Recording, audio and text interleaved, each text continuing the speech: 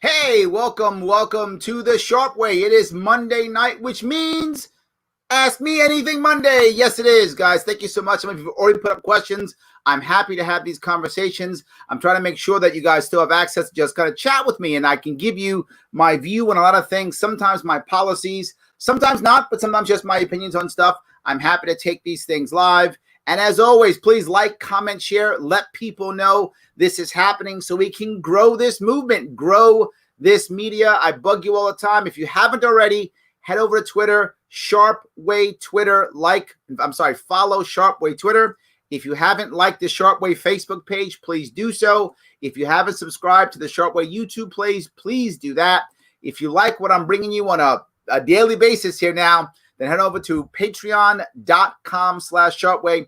Throw me 5, 10, 20, 50 bucks, whatever you got, all good. If you are filthy rich, send me 150, 500 bucks, whatever money you got, send it. I'm happy. If you don't have money, no worries. A lot of people are beat up right now because of COVID. No worries. Like, comment, and share. That's important in itself. Already I have some comments. I want to grab them. So let me go right in. I had a couple things I want to bring up also, but you know what? Let me just go right ahead. And thank you. Hey, Larry, how are you doing? Appreciate it. Yes. All right. Regarding your police reform policy, what happens if a community doesn't have enough outside resources or there's more crime and other issues to handle? The reality of what I want to do, the reason why I'm not a huge fan of the, defund police piece is because it's not a policy. It's just a cool thing. And while that's great for activists to yell defund or get rid of the police or whatever, it sounds great. I like the way it sounds. It isn't a policy. And if you don't have a policy, people go, okay, then what? How do you? And then nothing gets done. People become afraid. People who are afraid make bad decisions. I'm not a big fan, which is why I came up with the reset. At least reset tells people who are listening, oh, there will be something there. And I broke it up into 4 different pieces, right? 4 different pieces, 4 different views. And each community decides, Bernard. I don't decide, except in my community, right? You decide in yours. One is family law. The second, it's FAQS, facts, FAQS, another cheesy acronym. I happen to like cheesy acronyms. So first one's family law. The second one is active policing. They would do more the crimes, right? Family law with children, domestic issues, quality of life, people taking tickets, things of that sort, right? Handing out summonses, those types of things, right? And then last is social work, homeless people, people who have drug addiction problems. What you would do, Bernard, is if your community needs more money in the active policing, you would shift and adjust. That's what you would do, right? Maybe in your community, you have a homeless problem, right? In which case you may not need active cops, knocking up the heads of homeless people. You might need more social work. You would focus in your community on the S, not the A. But in your maybe community B, they got crime. They got people, getting raped and murdered and robbed from. Okay, you're going to focus on the active policing. So what it does is it creates a framework where everyone doesn't have to be an active policing cop. And sadly, and even cops will tell you this, most cops simply do too much. They're supposed to do everything. There's a problem, call 911, have the cops come over. You know what? That's not always the right answer. Sometimes a social worker should show up. Sometimes somebody who's a family should show up. Sometimes it's something else. So the answer to your question is, if a community has a bigger crime problem, they shift into the A of the facts and then readjust or ask more. But here's the best part. If you notice in each of the FAQS, there was always a component for the community to step in. And that's what's missing heavily in today's policing.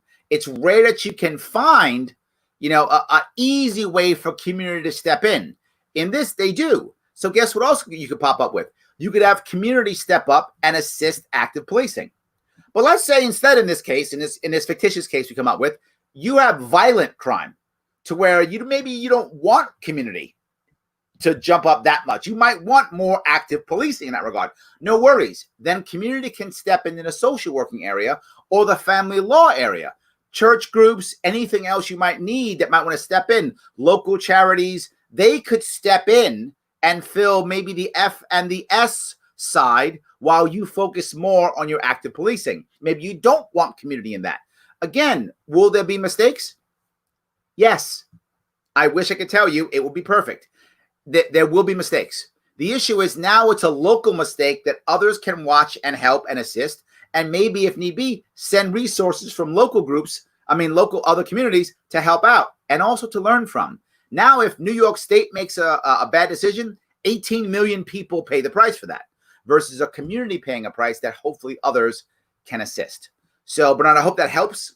Again, this is not perfect. It's better. That's the issue. It's not perfect. It's just way better. And it sounds better. Reset simply sounds better than defund, even though in reality, for many people, they're the same in their heads. But if you're not in there, you don't get it. And it's going to be a problem. So that's why I prefer the reset policing to defund policing. And that's why these 4 pieces allow for that. Good. Hey, Larry, I know it sounds silly, but can an agorism economically work in a minarchist night watchman state? Let's get there. Let's get there. We're moving towards oligarchy, and we're moving further towards dictatorship as fast as we can. Let's move towards minarchism. We're not even there yet, right? We're not even there. To be forward with you, Brian, minarchism is also very broad. For those who don't know, minarchism is someone who says they want a government, they want a small government. But even that's a broad spectrum, right? What does that include? How deep do you go?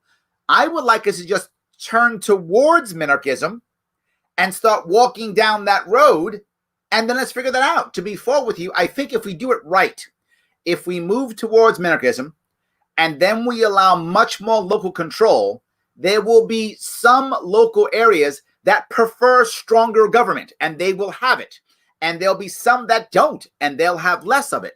And that's how we'll begin to know which groups and what makes the most sense.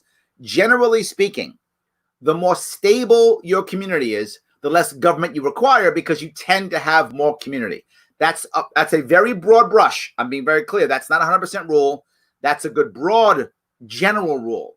And the more transient your community is, many cities and neighborhoods within cities where renters come in and out quickly, that type of community, generally speaking, the more government you need because you have less community. So that's a good broad brush, but it's not a 100% rule. I hope it wasn't the best answer, but I think it was clearer, I hope, for you. I think local communities will begin to show us where that will work and where it may not work, but we've got to move towards it first. So let's see. Hi, Larry. Something I don't understand, how you would prevent corruption in a libertarian society. The answer I hear a lot is something to the effect of local governments aren't worth corrupting. That's absolutely not true. I don't know who told you that. Local governments are some of the most corrupt governments. 100% true. Whoever told you that, not true at all. Local governments are insanely corrupt. But I'm not convinced it to be true. You're right. I've heard this happens a lot with sheriffs, homeowner associations. Absolutely, yes.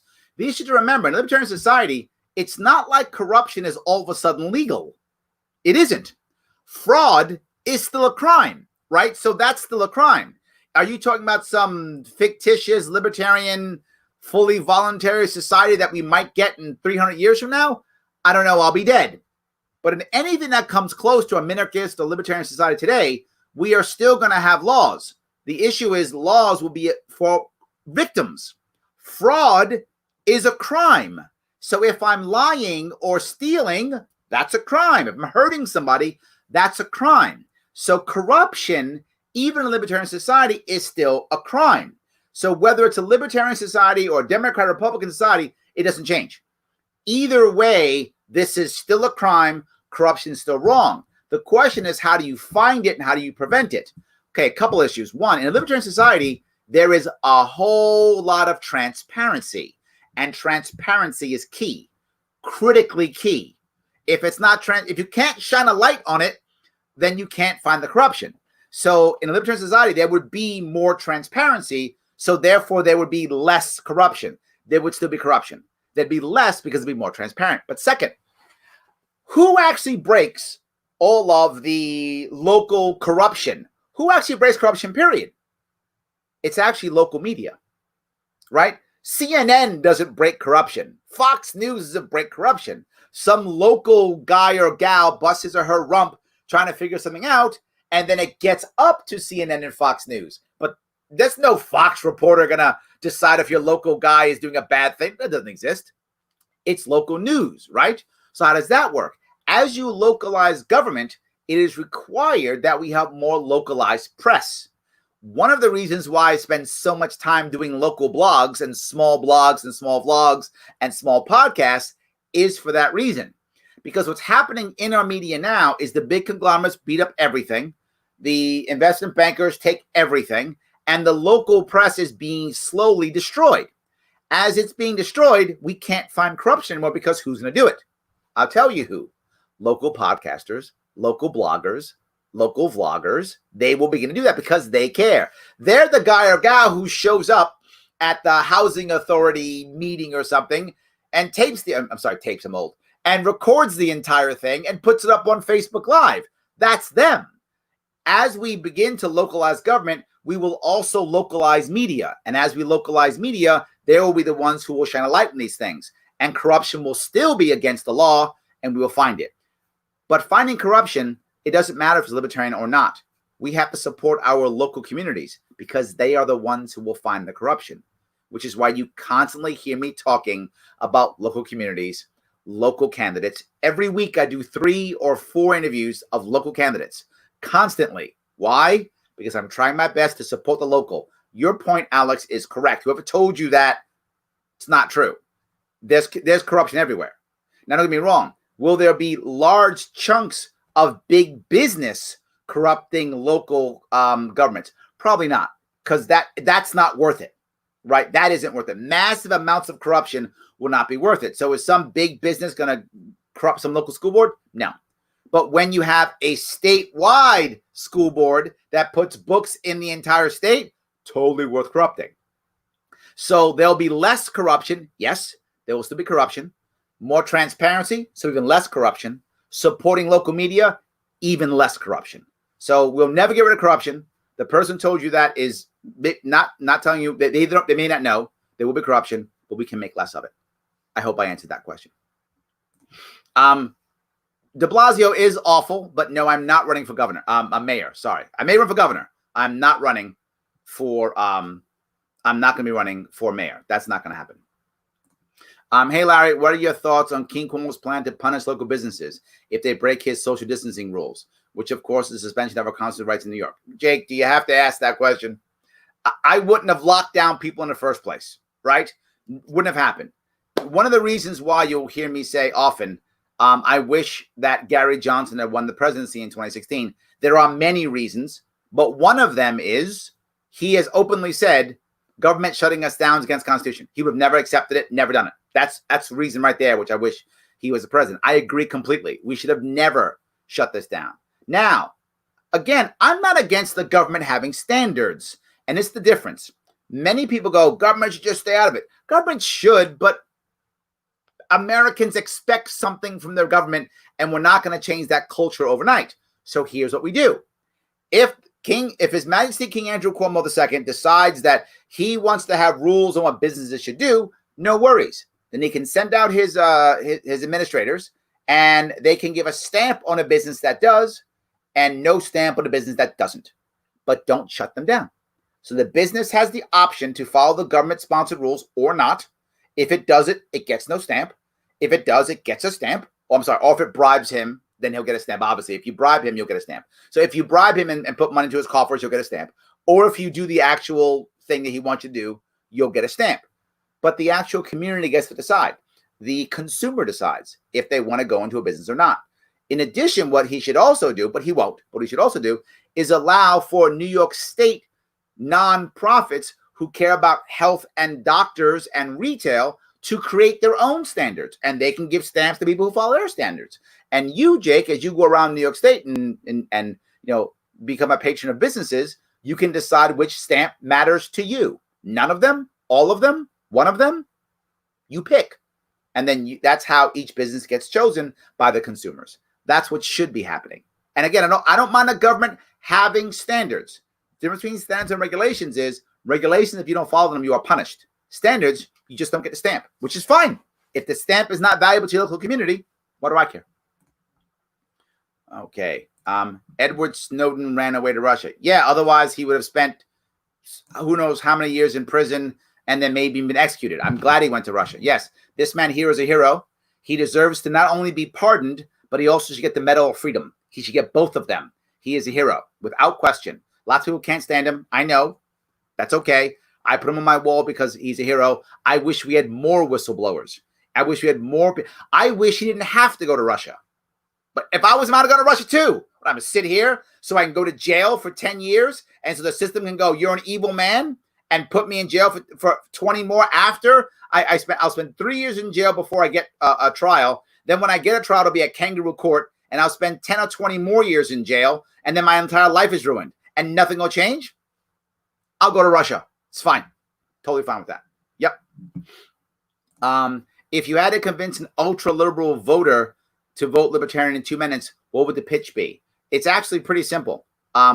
Look, I know you care about fairness, don't you? They will go, yes, I do. Absolutely. Me too.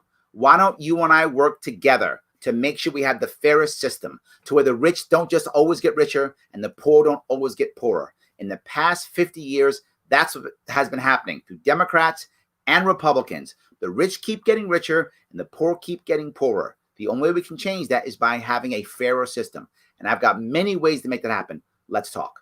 That's how we do it. The average liberal, particularly the ultra liberal, actually isn't mean or nasty or even socialist, to be full with you. The average one isn't. There are some that are, obviously. But most of them care about fairness. And they can't seem to get what they feel is fair. And the data shows very often it isn't, right? Our ability to move up and down a social ladder has been going down. There's been a wealth gap. That's true. And it's happened through both libertarians. I wish it was happening to libertarians, meaning we had some power. It's happened through Democrats and Republican administrations, Democrat and Republican houses and senates. Still keeps happening. No matter what, it keeps happening. So let's talk about what they really want. Fairness. And give them ways of making that happen that will bring them towards us. Some of them are never going to vote for us. And that's okay. If we could just have better Democrats and better Republicans and a strong Libertarian Party, this country will be way better off. I will take that. Again, let's turn us in the right direction. So someone likes that. Thank you. More cops from the community would help. Yes, absolutely. And that's the point, right? Once you start adding the community segment, and that's why, if you notice, when I talk about resetting the police, every one of those 4 has a very easy way for the community to step in. What winds up happening? Some of those people get really good at this and want to move up and make it official. Some won't.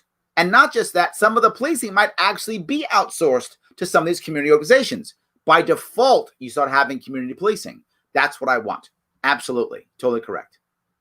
All right, so if I can grab a couple more here. Let's see. This is why I support sheriff departments over municipal police. And again, if you have that system, you can mix and match those two, whichever way you like. You could create a police force that is only run by the sheriff. You could make a force to where, if you consider sheriff community, where the sheriff oversees the police force. You can do that too. I mean, there are many ways you can do this. The point I'm trying to make is, if you have that framework, others can watch as you begin to break it down. Because another point, Angel, there are certain communities where a sheriff's department's all you really need. And some communities where that's nowhere near enough. And I don't want to judge your community, right? I want your community to judge your police force, right? In the way it wants to be policed. Some people want larger and more police presence. Okay, it's your community. And so I'm like, you know what? Sit over there in that building. When I need you, I'll call you. Also good. Both of those are effective as long as your community is satisfied. That's what matters. All right. Let's see here. Yes, reset the government. This piece, I like that too. Reset the government too. Also good. I like that. Yes, absolutely. Fight the power. I know we do want to fight the power. Absolutely. All right. Here's my question. What consequence should be implemented to the CCP for their role and fault with COVID-19? I'm assuming you mean the Chinese Communist Party. which is basically China. So yeah, I like people use the CCP. I guess it's cool. I don't know, but I guess we're trying to, when we use CCP, separate the Chinese people from the government, I guess, which is not a bad idea. It's a recent thing. People just used to just say China. Now they say CCP. In any case, it's a good question. And I think it has to be diplomatic, right? That has to be the issue. It has to be diplomatic. Anything that is forceful against the Chinese is not going to work. It just doesn't. They're a country right now to where they have no problem using force among their own people, within their own government. So fighting with them in any way that's force is not going to work. We're not going to have a land war with them. We're not going to nuke them, not going to nuke us. We're not going to have chemical warfare against each other. So any type of action against China is going to have to be diplomatic. Maybe financial, but then that hurts us too. So it's hard. This is a very challenging piece. And what I will always say the same way, in my perfect world, what I want to happen is we have transparency as a government with what the Chinese are doing. And we let everyone know this is what they have been doing. Here's what they've been doing. And you'll hear me use this example from the past. In New York State, it is relatively common because we have a very, or had at least, I don't know if we still do, we had a very vibrant craft beer industry that many New Yorkers would go into a bar or go into a pub or whatever the case may be and are happy to pay $2 extra to get a locally, brewed beer because they want that, they care, they like it. It's important to them as part of our culture. We do that. I'm sure other states have that too, but I just know what happens in New York State.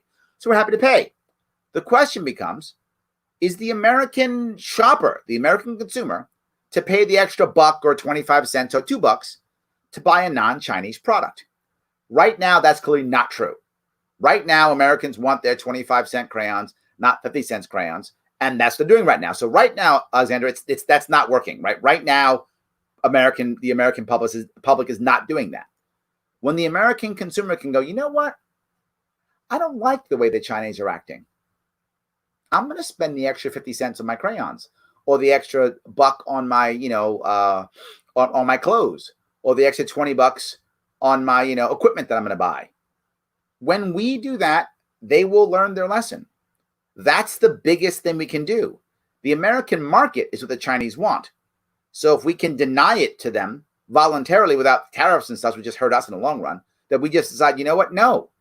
Until the Chinese stop doing what they're doing, I'm not buying a Chinese product. I'll pay the extra $1. That is our most powerful piece. Now, while that's hard to do and will take time, the advantage is once we do that once, it's effective forever and everyone will be concerned. And we can keep doing it. And that's very effective versus I'm going to shake my fist and do something symbolic, or I'm going to freeze the assets of a Chinese billionaire, or those types of things. But don't stop the activity. Action keeps going. I want to stop the activity. My goal is not to punish, to be forward. And people want punishment. They believe that punishment is what stops bad behavior. Not always. Not always. It's usually environment that changes the bad behavior. And I don't want to just punish the person who does the bad behavior. I want to stop the bad behavior. This is a longer term answer. I hope that was clear. All right. Do you ever see a separation of New York into 3 separate localities? I never do. Joe, I don't see it. I don't see it. The system is against breaking up the states. The system is. Because if you break up New York, you guarantee Texas is breaking up, California's breaking up, Florida's breaking up. You can guarantee we're going to have a bunch of states break up, right? Guarantee that. More importantly, if you break up all those states, you know what will wind up happening? You'll wind up changing how the Senate works. That will change everything. The Senate will change how it works too. It'll change everything. However, the system is against it. Not because it isn't a good idea. That isn't my point, Joe. I'm saying the system is like, nope, that's not going to happen. We don't want that. What if we had 6 Californias, right? And out of those 6 Californias, 4 of them are blue and 2 of them are red. You just shift to the Senate. Just shift to the Senate. Change the Senate like that. All of a sudden, things change. Break up into 3 Texas, right? Shift the Senate. 3 Texas and 2 are blue and 1's red. All of a sudden, the Senate changes, right? So do the systems really want that? I'm not sure they want that kind of change. It's a big change. And on top of that, now all of a sudden we're connected already, right? We're connected. Now we're changing, we're adding more infrastructure, we're adding everything, we're changing everything. It's a big change. I'm not against what you're saying. You're asking if I think I'll see it. I don't think I'll see it. I think the system is far too connected for that to happen. But the other piece is we can solve this problem already. More localization. If we're more localized, you won't care what one city is doing. The problem is we often have one city running an entire state, right? Either Albany or New York in New York, or Springfield or Chicago in Illinois, right? We have that happening often. And one city shouldn't be running an entire state. If we change that, you won't care as much. Local media is the most biased in the general origin of media there is. Yes, that's often true. But it's the only place. I'm not sure the most. It is also biased. But there are two reasons why it's often biased. Number one, it's often biased because it's dying to survive because it's being crushed. And two, it's being supported by one or two of the major media, right? So if Fox News is supporting Fox affiliates or CNN is supporting ABC affiliates, right? I mean, that's you get it? MSNBC is supporting NBC affiliates. You can see how that works. So I'm not talking just local Fox station or ABC station.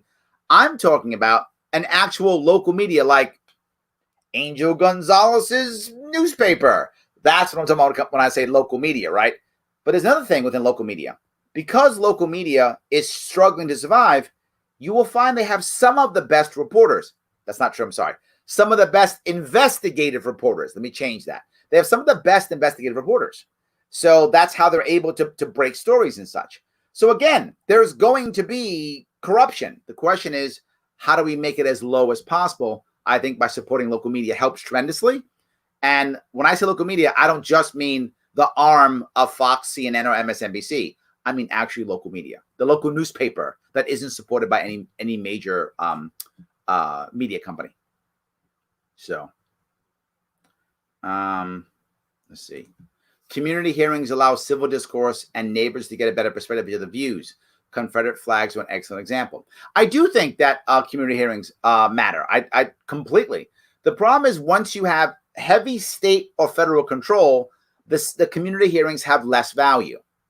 And what I mean by that, two issues. Number one, when a community depends upon federal money to survive, then it's going to do what the federal government wants. While the community hearing's nice, and they're going to talk and go, oh, I hear you, John, I hear you. Then they're going to do whatever the federal government wants because there's $1 million coming in. You're not giving them $1 million. They're going to do what the federal government says. They're going to listen to you, shake their head, yes, oh, sure, and do what the federal government says. If they've got to get money from the state, right, the capital, they're going to nod their head and go, oh, John, absolutely, and then do what the state says. The problem is the strings that are attached to local communities. When I was running for governor, one of the first things I was talking about was cutting the strings in the federal government and finding ways of raising money without needing federal funds. Because once you cut the federal funds, now that community hearing actually matters. Because your taxes are even more important because I'm not relying on federal funds to support everything. Big deal. Now, when you add the idea of unfunded mandates that many states have, New York has the worst, oh my God, where sometimes 80% of your local funds are already being told by the state government what they're going to be spent on. Well, what are you fighting over? $35? Well, then why do they care what you think, John? They're doing what the state government says. So we have to cut two things, the federal strings, and second, state unfunded mandates. You cut those two things, even more effective. I love community hearings. I love the concept of them. I think they're great. They can be more effective by cutting the strings. Absolutely. Let's see here. Are you working with the LP presidential campaign? As they ask me. So I think I'll be doing, I think 3 or 4 interviews with Joe Jorgensen coming up here. I think I am. Yes. So, and they post on my page. I give them access to my social media. So yes. All right. FDA needs to be reduced to a stamp. Robert, 100% true. Yes, you are correct. People often say abolish the FDA. That again, if you don't have an answer, makes people go, oh my God, the world's ending. We're all going to die. So instead, Robert is correct. The FDA should simply become something where it gives you a stamp. It is now, instead of being a regulatory body, it's a credentialing body, right? So if you want an FDA stamp, all good, jump through their hoops or pay them off, and you'll get your FDA stamp. Boom, there's your stamp. If the consumers care, boom, buy the FDA-approved products only. If the consumers don't care, they'll buy what they want. I know some people go, of course you want FDA stuff. I don't know, ask the health food stores and the natural food stores. They seem to be making tons of money. They don't have FDA stamps. Where are all the deaths from those places? None. So let the consumer decide. Robert's exactly correct. The FDA should be turned into a credentialing society. Now, wait a minute, Larry, how will it be funded? People will pay for the credentialing. But what if no one pays for credentialing? Well, I guess the FDA goes away, doesn't it? I don't have to get rid of it at all. It will either become a valuable body that the market finds value in, and then companies will pay it so they can get their stamp, or they won't. Win-win. It gets better or it goes away. I don't have to abolish anything. That's how you do that. Let's see here. Snowden should have gone somewhere else aside from Russia. That's the enemy. Yeah, but where else is he going to go? If he goes to an ally, they'll send him back. Right? Can't go to Canada. They'll send him back.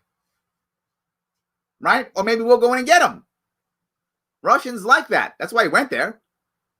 Because we're not going to get him. That's all I'm saying.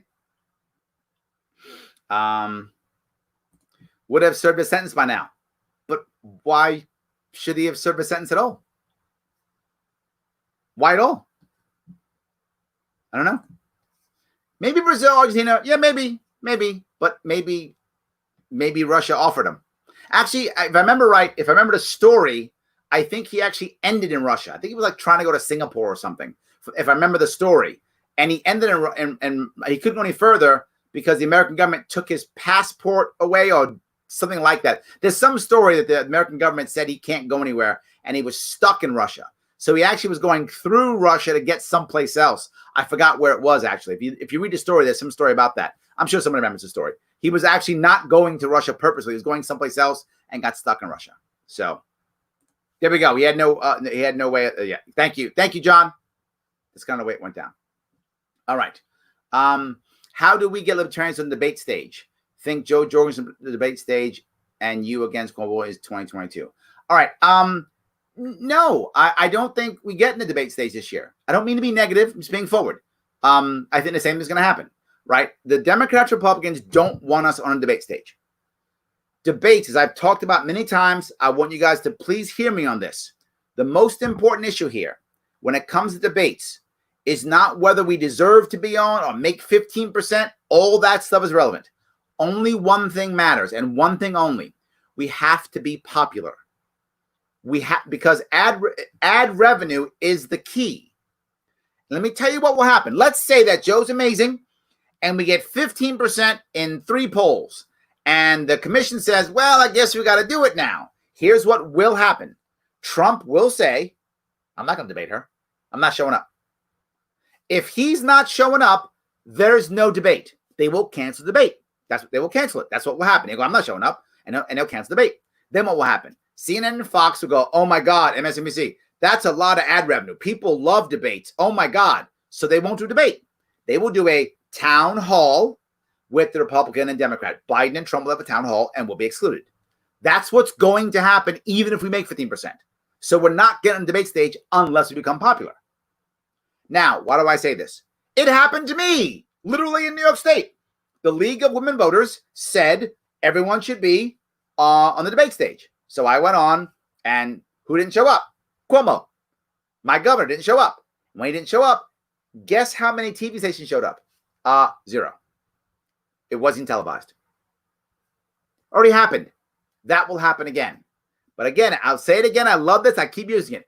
Imagine if Kim Kardashian wanted to run for president. Kanye West wanted to run for president.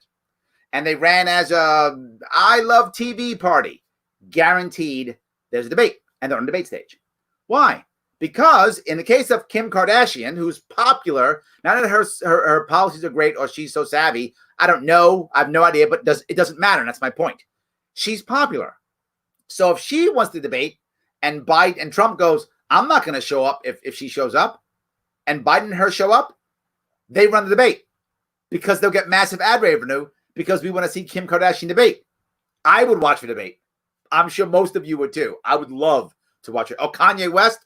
Oh my God. What an awesome debate that would be. I would love to watch them. I would love to watch that happen. Amazing. So of course they would all watch, in which case Trump now has to show up. There's a debate. Our answer to being on the debate stage is to be more popular. That's the answer. If we are more popular, then they will get the ad revenue. They will have a debate. That's the answer. It's not about percentages. It's not about polls. It's not about righteousness. It's about popularity. Remember something, and many of us as libertarians don't get this. Elections are not job interviews. They're popularity contests. That's what they are literally. They are popularity contests. And we think, well, she's got a good message or she's principled. Clearly the market doesn't care. The market wants her to be popular. So the market wants. So let's be market and make her popular and have her have all those other cool things too. They're not mutually exclusive. You can do both. So I'm trying to do both. Thank you all for watching. Hope I answered your question at least. And yes, I hope I'll be on the debate stage with Cuomo in 2022. All right. Larry, it seems to me that lately you've been putting forth a lot of energy educating fellow libertarians on how to talk and listen to potential constituents in a way that keeps their ear. I love it. How can I, as someone who is very good talking to groups of people, help educate and support my fellow local libertarians to reach more voters? Yes, it's actually grossly simple, believe it or not. And that is focus on what they care about. Number one, right? If you want to move people into believing, there's two separate issues here, right? And this is a problem that we have within the party often. One is creating the idea of caring about the issue, creating awareness of an issue. Activists are amazingly good at that. Our activists are great at that. Getting people to think about an issue, care about an issue is awesome. But once they care about an issue, now they usually will go to their side to solve that problem, right? Many people had no idea what qualified immunity was even about. We jumped up and down. Oh, yeah, qualified immunity. Yeah. But note, if you watch what anyone talks about in the press today, our congressman, Justin Amash, libertarian, put that forward. His name's not mentioned. His name's not mentioned. Because people aren't going to him to solve it. They're not coming to us to solve it. They're going to politicians to solve it, which they see as their left or right politicians.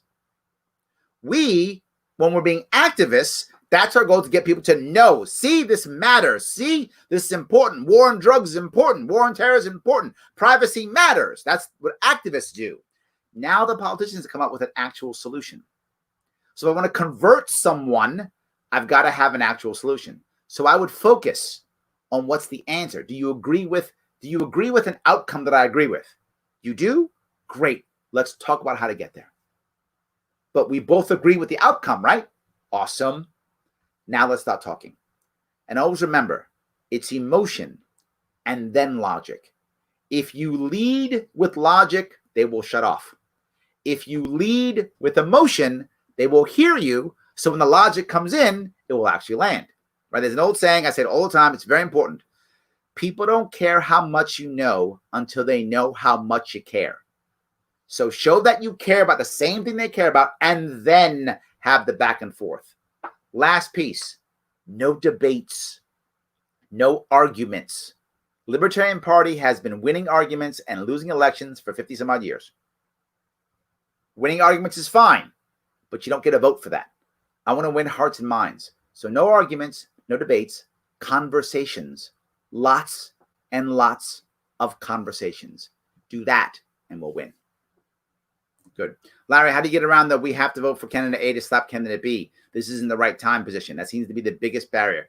I agree, Keith. I got to tell you, as I keep hearing now, obviously my circle of close associates in my neighborhood, heavily Democrat. I live in New York City, heavily Democrat. But what I'm hearing from Democrats for sure is the idea of vote blue no matter who. That is working in Democrat circles. That concept is working very well in Democrat circles. So I'm having trouble getting Democrats to hear us because that concept of vote blue no matter who, the hatred and anger towards Trump in Democratic circles is really working. You're right. It actually isn't as strong in Republican circles. Republicans aren't as fired up. Like in 2016, in my view, this is just my circle, so I could be wrong where you live may be different. I'm looking at my circle. In my circle, Republicans aren't as fired up to vote for Trump as they were in 2016.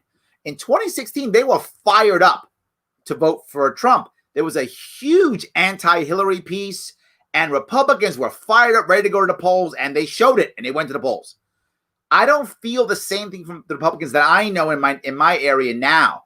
They're still pro-Trump or pro-Republican, but they're not fired up at all. They're like, yeah. I don't feel it. But I feel from Democrats, they're not fired up as pro-Biden.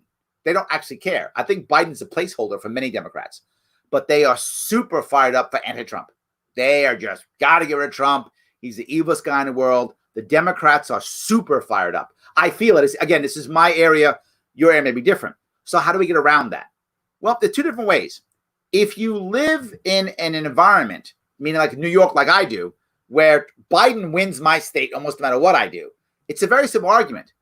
Biden's going to win either way. Why do you care? Vote Libertarian. Make a difference. Make a change. Make an investment for the future. Right now, your vote doesn't matter.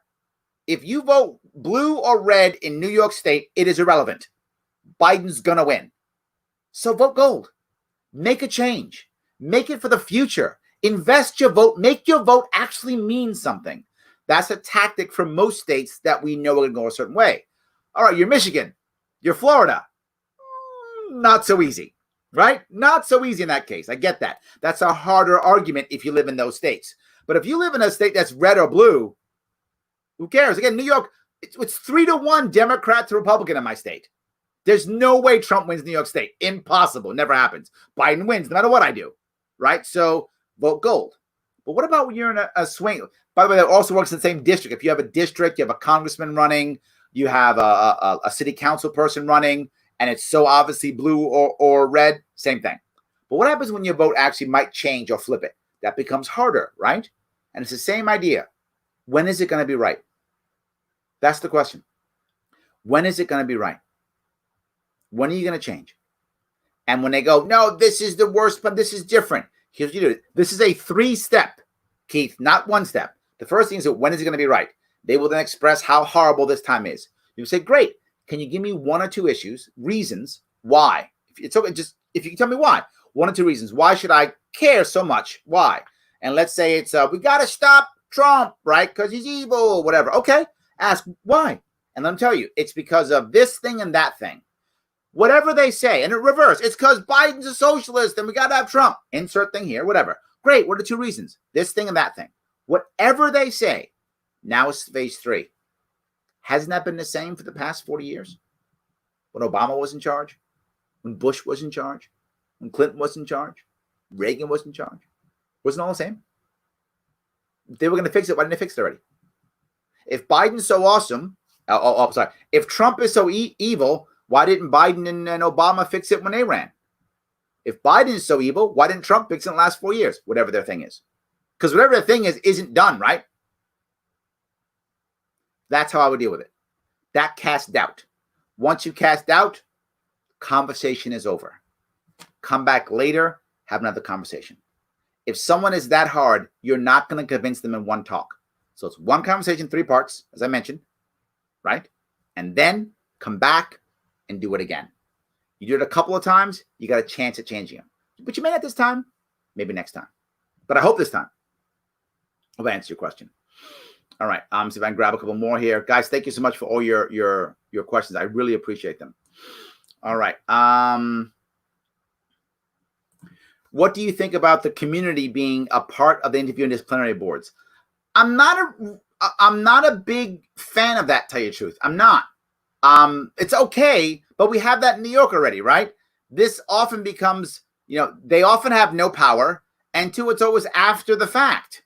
I want to avoid the person being hurt, not punish the person who hurt them. Not that I'm against punishing the person, but I want to stop the behavior. While communities are nice, I'm just saying it has to be a connection that has power. And that's why I think the facts plan puts community right involved, right? If they're involved at the beginning, interviewing, bringing people aboard, training, disciplinary boards, sure, it's nice.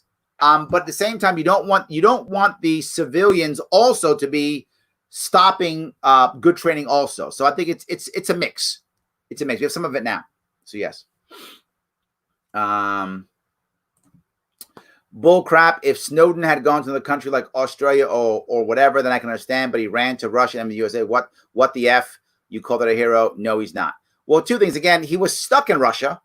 That he was trying to go. I forgot where he was trying to go. I thought he was trying to go to Singapore. Someone I'm sure can tell me where he was trying to go. But he's still, I don't care where he went. He's still a hero. Without him, we don't know what a horrible surveillance state we have, Frank. We don't. Without him, we don't know how horrible the government was lying to us, stealing our information. He's a hero, whether he got shot in the airport, whether he went to Iran and became a Muslim. I don't care. Doesn't matter what he did afterwards. What he did was heroic, absolutely. And you find consistently, again and again and again, and since 9/11 particularly, but since after Nixon, but heavily after 9/11, you see the idea of anybody being a whistleblower being a traitor, being punished. Why in the world, if you're a whistleblower, showing what bad the government does, should you spend 10 years in federal prison? Maybe getting beaten up and gang raped. That's what you think is okay? No, Frank. We're not on the same page here. I love you. Please send a page. Please send a page. Please keep listening. On this one, we disagree. He's an absolute hero. I wish more people would do it. I wish we had more people being whistleblowers. I wish we had a better whistleblower environment. I want more people to shine a light on the horrible stuff the federal government does to us, lying to us blatantly.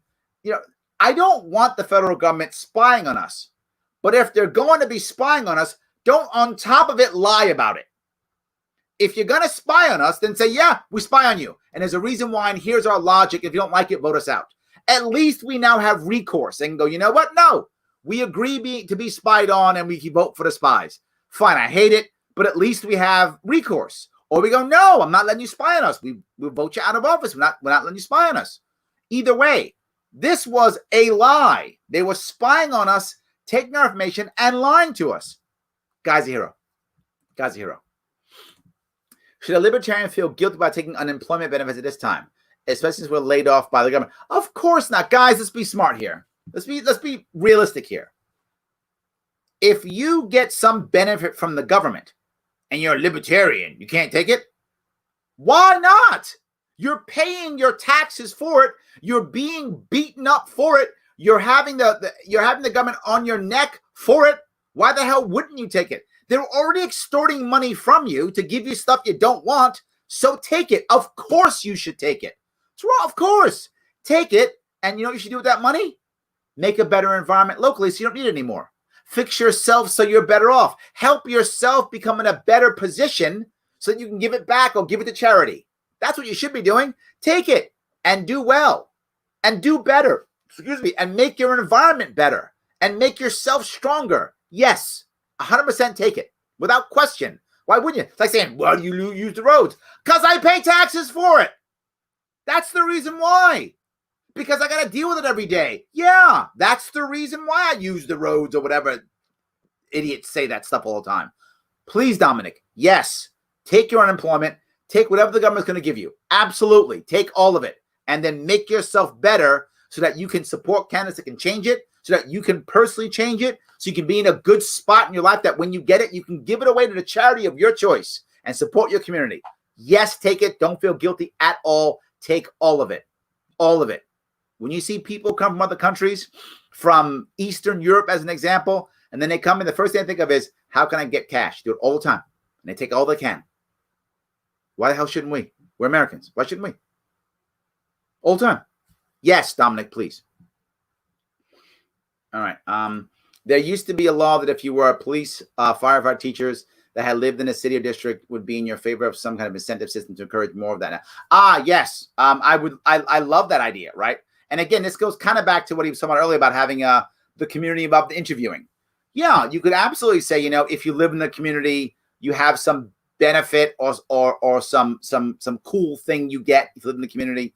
If I remember, there used to be there are certain cities that if you chose as a police officer to live in the community you policed, somehow they helped you with rent or something like that. There was some type of stipend you got for living in the city, right? Or the community that you policed.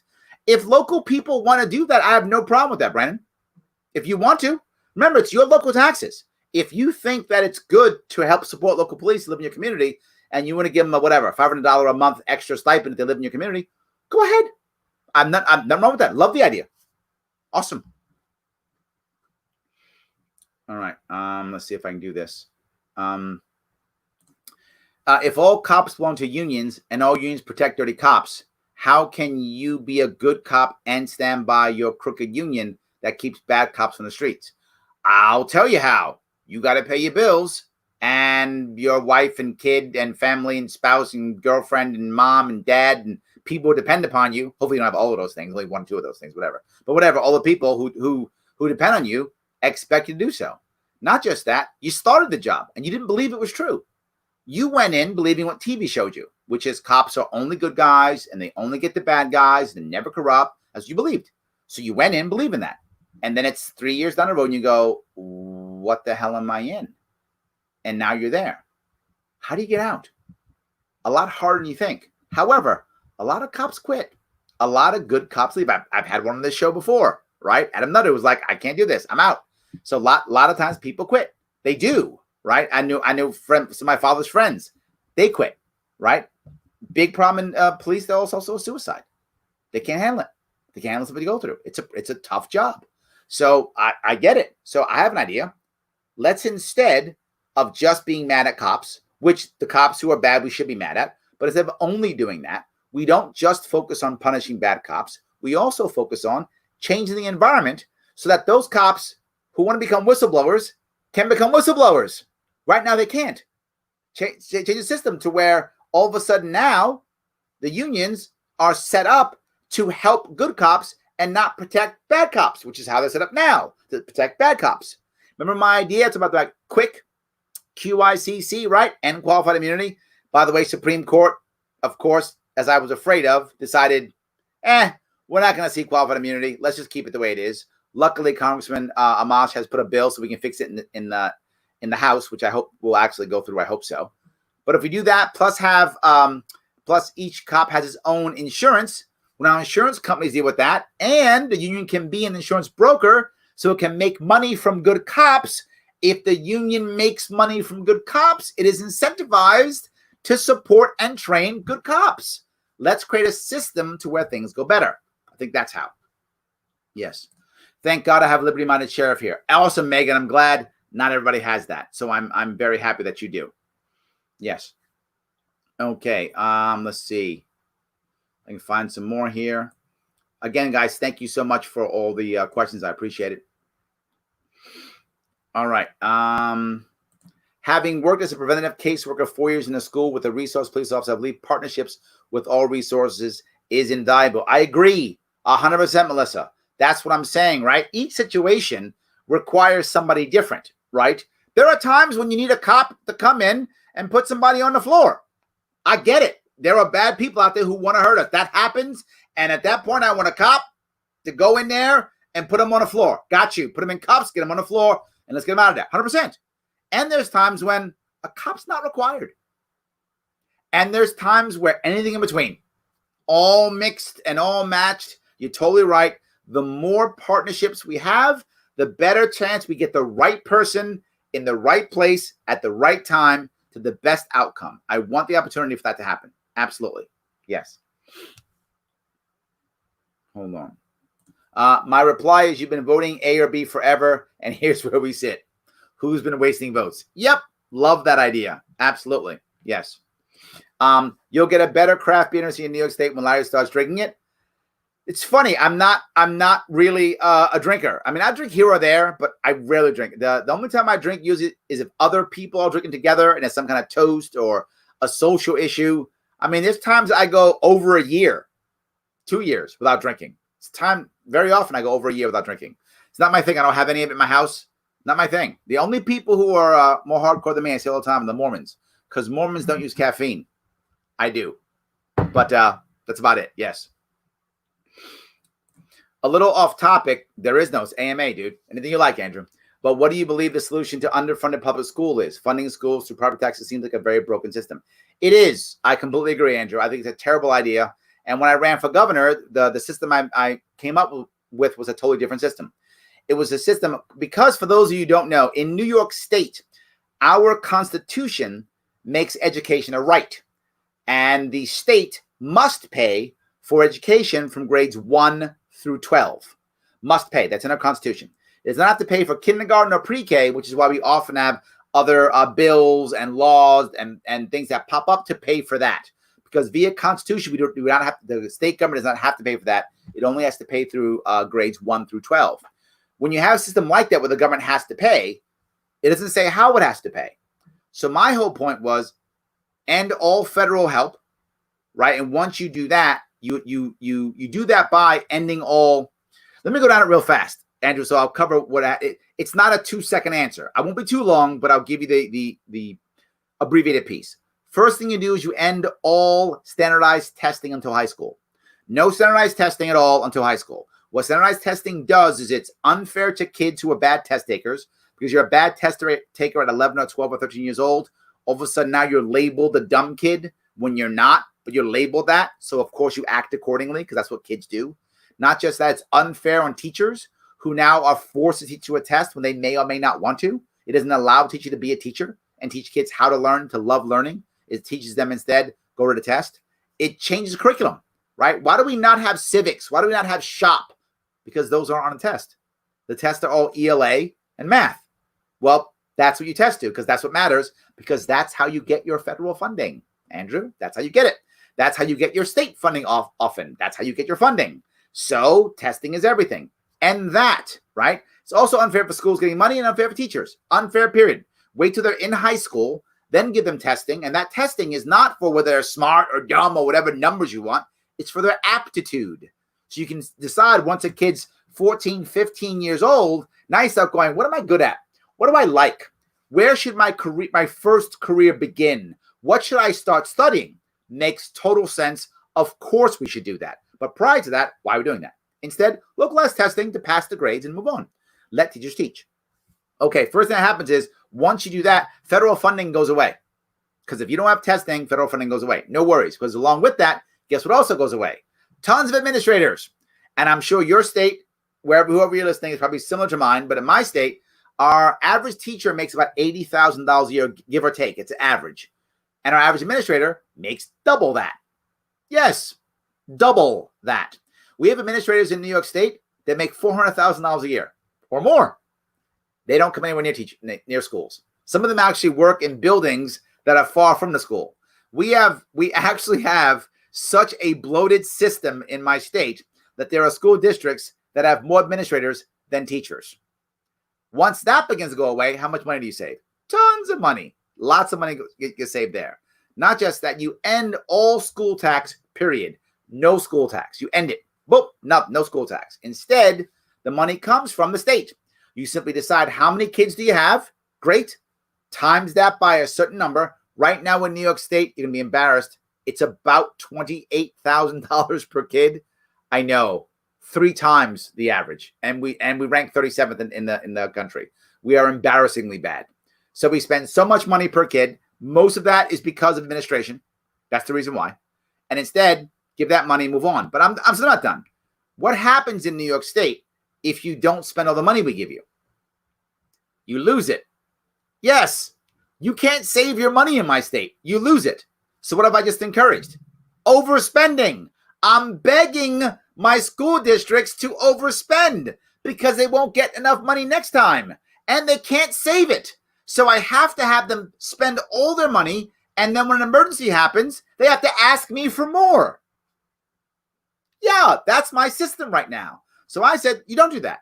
Each one gets a flat amount of money, and that's it.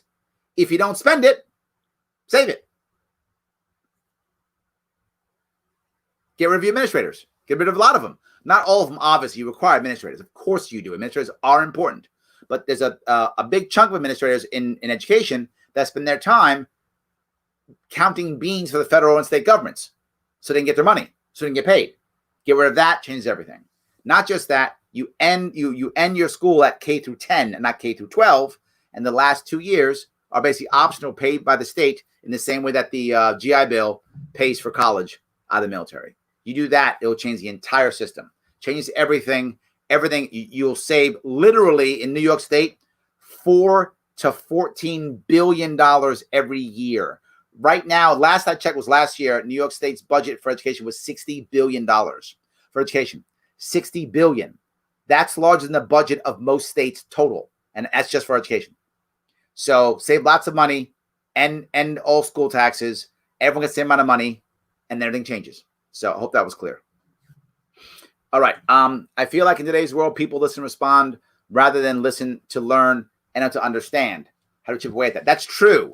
And that's how most of the youth actually go back and forth. Remember, most of the youth, when they go back and forth, they actually don't want to talk on the phone. They would rather text and or do other things, Discord, those types of things. Why? Their communication with the youth is not really a conversation many times. Many of the youth struggle to have conversations. What they do is you say something, get a reaction. Say something, react. Say something, react. And what are they looking for when they say something? A reaction. They're not looking to educate someone. They're not looking to change someone's mind. They're looking to get a reaction. That's how we've been taught in this social media world. If you're in the youth, it's a problem. I see it in my daughter. My daughter's 16. My daughter's 10. I see it in theirs also, right? I see that back and forth. Let's send it out there and get a response, get a reaction, You're right. How do you do that? By having more long-form discussions like this. What the youth do like, far more than the older population. The older population prefers sound bites. They prefer CNN, Fox, MSNBC, a couple minute sound bite.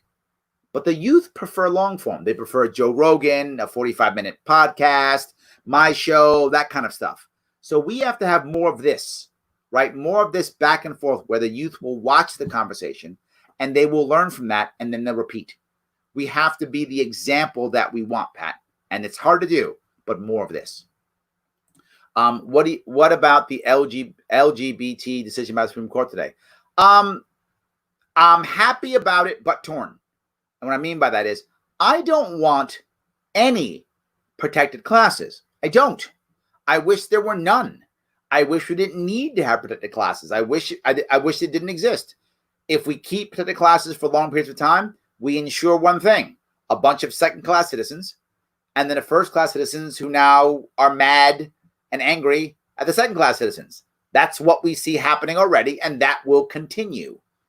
But if we're going to have protected classes, why not the GSM, the gender and sexual minority community too? Why not? It is fair. If you're going to do that for everyone else, why not for them? So I get the logic in it. I get it. I know some people are more conservative, are like, no, there's a line we don't want to cross. And I understand that mindset. I definitely understand it. In my view, if we're going to have protected classes, we might as well have those too. So I think it's fair. Even though I'm torn, I don't want any protected classes. I would like us to solve our issues and create a system to where it's fair so we don't need any of that. That's what I would like to have. And the more libertarians get in power, the better our systems will be, and we'll have more systems like that. But until we do, I think we're stuck with this. Hope I answered your question at least. I know some people disagree with me, but that's how I feel. If you were to win the governorship, how would you attract business back to New York or new business to New York? It's a great question. And the first thing I would do is come up with a 4-year plan to end the state income tax. That is a huge piece. Now, it was a 4-year plan. Our budget is going to be decimated in the next couple of years. I think if Cuomo actually wins in 2022, my gut tells me he will try to take us through bankruptcy in 2023. Unless he's going to run for president in 2024, then he'll wait till 2025 before he take us to bankruptcy. I just can't see the state surviving with him staying the same way he does. That's how bad it is if he doesn't stop destroying our state. The cities aren't coming back the way they were. The finances isn't coming back the way it is. We're in deep trouble. So I'm not sure that we can avoid a default or bankruptcy as a state. I think Illinois will come Google first. Illinois will go first. Then probably some other state that I can't think of right now. Then us. I think we'll be third or fourth when we go under. I don't think we'll lead that. I don't think so. I could be wrong.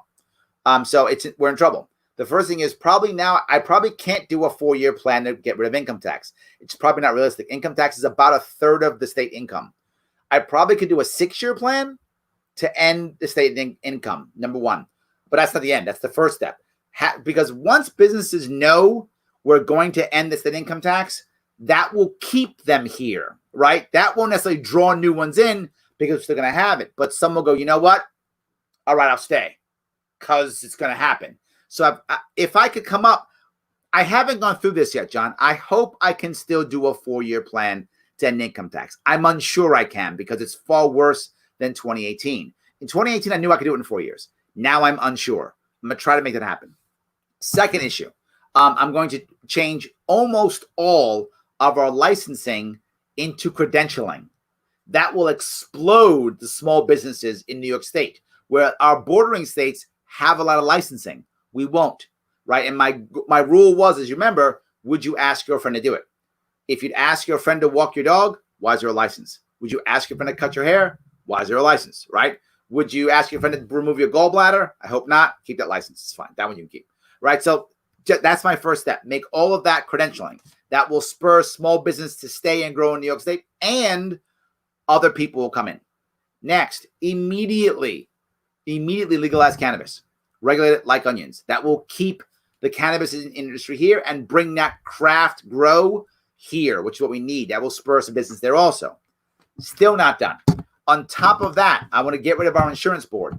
Our insurance board makes it very hard for small businesses to have insurance. They have to pay double when it comes to workers' comp and all types of issues. That goes away. I think there's only I think New York's the only state that has an insurance board. Most just use federal guidelines. Copy the federal guidelines, no insurance board. End that. Before you know it, boom, less insurance, more people come in. Still not done. Stop with bit licensing. Let cryptocurrency explode here in New York State. Let it explode. Bring finance back, bring tech back. All of that will come back. So doing those things will get businesses start coming back. The last piece is literally treat all small farms like small businesses. Small businesses in every way, shape, or form. Insurance and investment. That will bring investors into small farmers, which will create craft grows along with cannabis. You see where I'm going with that. So that's how we do it, John. Making that happen brings them all back in and we start growing. If we do that fast enough, we can end the income tax in 4 years.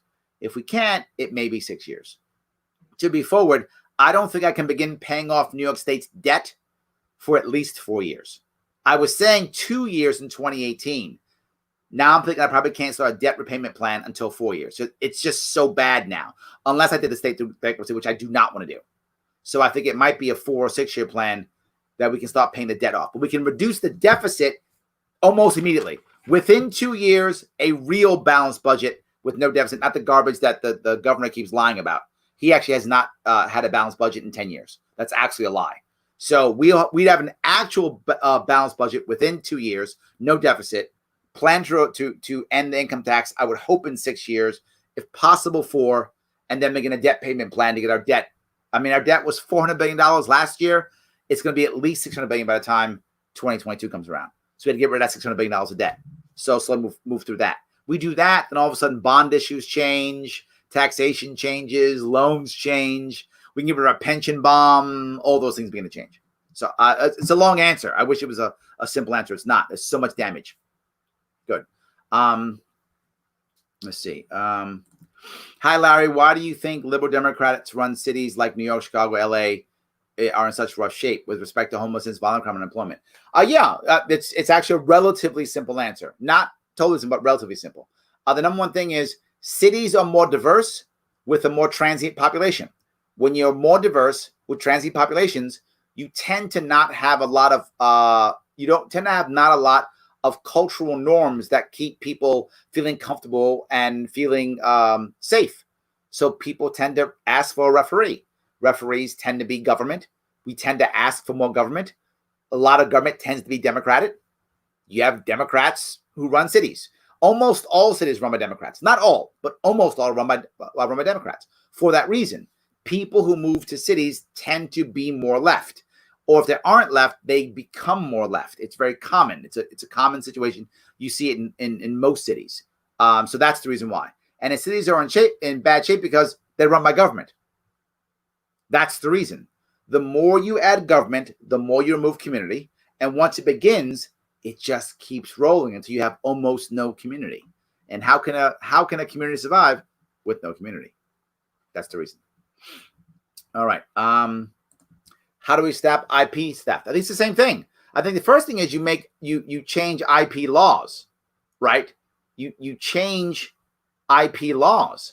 IP laws are very much towards the big business, right?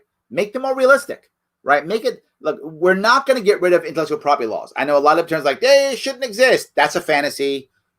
Maybe 100 years from now, maybe, but it's not going to happen now. And I'm not against rewarding someone for creation. I am against, 70 years after the death of the artist. That's insanely stupid. That should not exist, right?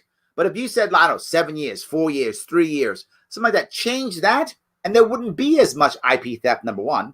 And number two, instead, shine a light on these things. Let people know this is someone's work. The more you do that, the better. That's the issue. And then you begin to stop. You'll begin to lessen IP theft. You're not going to end it, but you can lessen it tremendously, right? And of course, shine light on China, doing most of it is in China. And then we stop buying Chinese products as much. And then the Chinese stop because it's not lucrative. The reason why people steal IP is because it's, but for the record, guys, IP, intellectual property. The reason why people steal IP is because it makes money. It's lucrative. Yeah.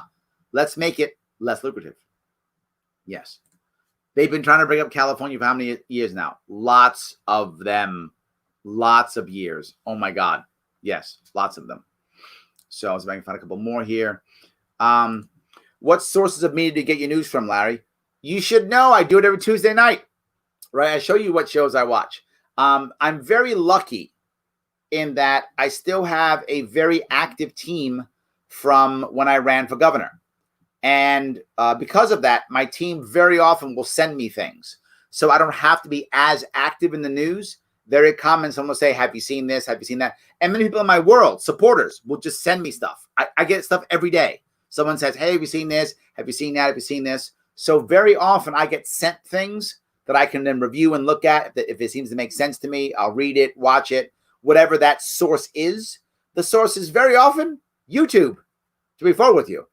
Very often some news platform has a YouTube page. Someone will see it on YouTube and send it to me, and I'll watch it, whatever source it is, usually on YouTube. There are certain shows I'll watch often. I watch Fareed Zakaria's show on Sunday often, almost every week. I'll watch Bill Maher when he's on. I'll watch John Oliver when he's on. I will always randomly, whenever I have a chance, sit down and watch a half hour or an hour of Fox, MSNBC, and CNN, all three, because very often I'll hear exactly the same story, completely different. I did that one time. I showed on my Tuesday night show, it was CNN and Fox, and they had a timeline of the president's actions, Trump's actions for the COVID response. They had a timeline. Same timeline. CNN, he did everything wrong. Fox, he did everything right. How are you supposed to know which one's right?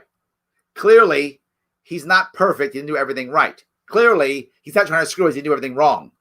But according to those two, he either did everything right or everything wrong. So generally speaking, I try to get as much as I can from those three. In fact, MSNBC is my least common. So most of my time on CNN and Fox, MSNBC is my least common. I used to do more MSNBC when CNN wasn't so anti-Trump. Since Trump's election, CNN is very anti-Trump, and Fox is very pro-Trump. So I can just do those two. I don't really need MSNBC anymore, if that makes any sense. I use those two more than anything else, and then I'll do Fareed, and then what people send me. Hope that was an answer. Yes, localize. 100% yes. All right. ProPublica, yes, but I don't actively do it. I often get articles and or videos sent to me from ProPublica. Yes, very common. I get it, but I don't actively seek it out, but I get their stuff often. Yes, I do. All right. Let's see. You're welcome for your answer. Yes, of course. My city is suffering major cuts in social programs that wouldn't have been cut if they were instead funded by the community. And my city government is blaming the federal government for not giving us money. It's ridiculous. Yes, remember something. The federal government can just magically make money. Just magically make money. Right to the Fed. So that's where they go. It has to be federal money. People ask, why is it got to be federal? Because the federal just goes, crank out the money. Right? The New York State doesn't have a federal reserve. I guess it'd be a state reserve. Doesn't have a state reserve. You just crank out New York dollars. Right? If it could, it would just crank out New York dollars. It can't. Guaranteed Cuomo would crank out New York dollars if he could. He can't. So he has to crank out U.S. dollars. That's why. Yes. And there goes the big problem, Andrew, right? When you have only government is a monopoly, right? By default. The two things you hear me say often, government's a monopoly, right? Guaranteed it is monopoly. That's a common thing. And government's force.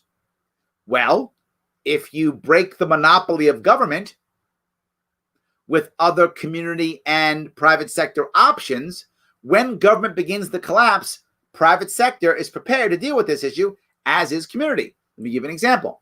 What were to happen now? I'm not saying it should, but if it happened, what if the post office went under? What if all of a sudden the post office goes, we can't work anymore, whatever, we have to go under, no more post office? What would happen? Assuming we had at least a week or two in advance notice, the post office is struggling, it's going to go under. What would happen? FedEx, UPS, DHL would take over. They would. Amazon would help take over. There's something that could take over. We could still survive. Would it be as effective as the post office? Maybe more effective. Maybe not as effective. Who knows? It might take them time to get as good as that because the post office goes to places that FedEx and Amazon doesn't go. Many of you may not know this, but one of the biggest customers of the post office is FedEx, because FedEx isn't going to Barrow, Alaska, but the post office will.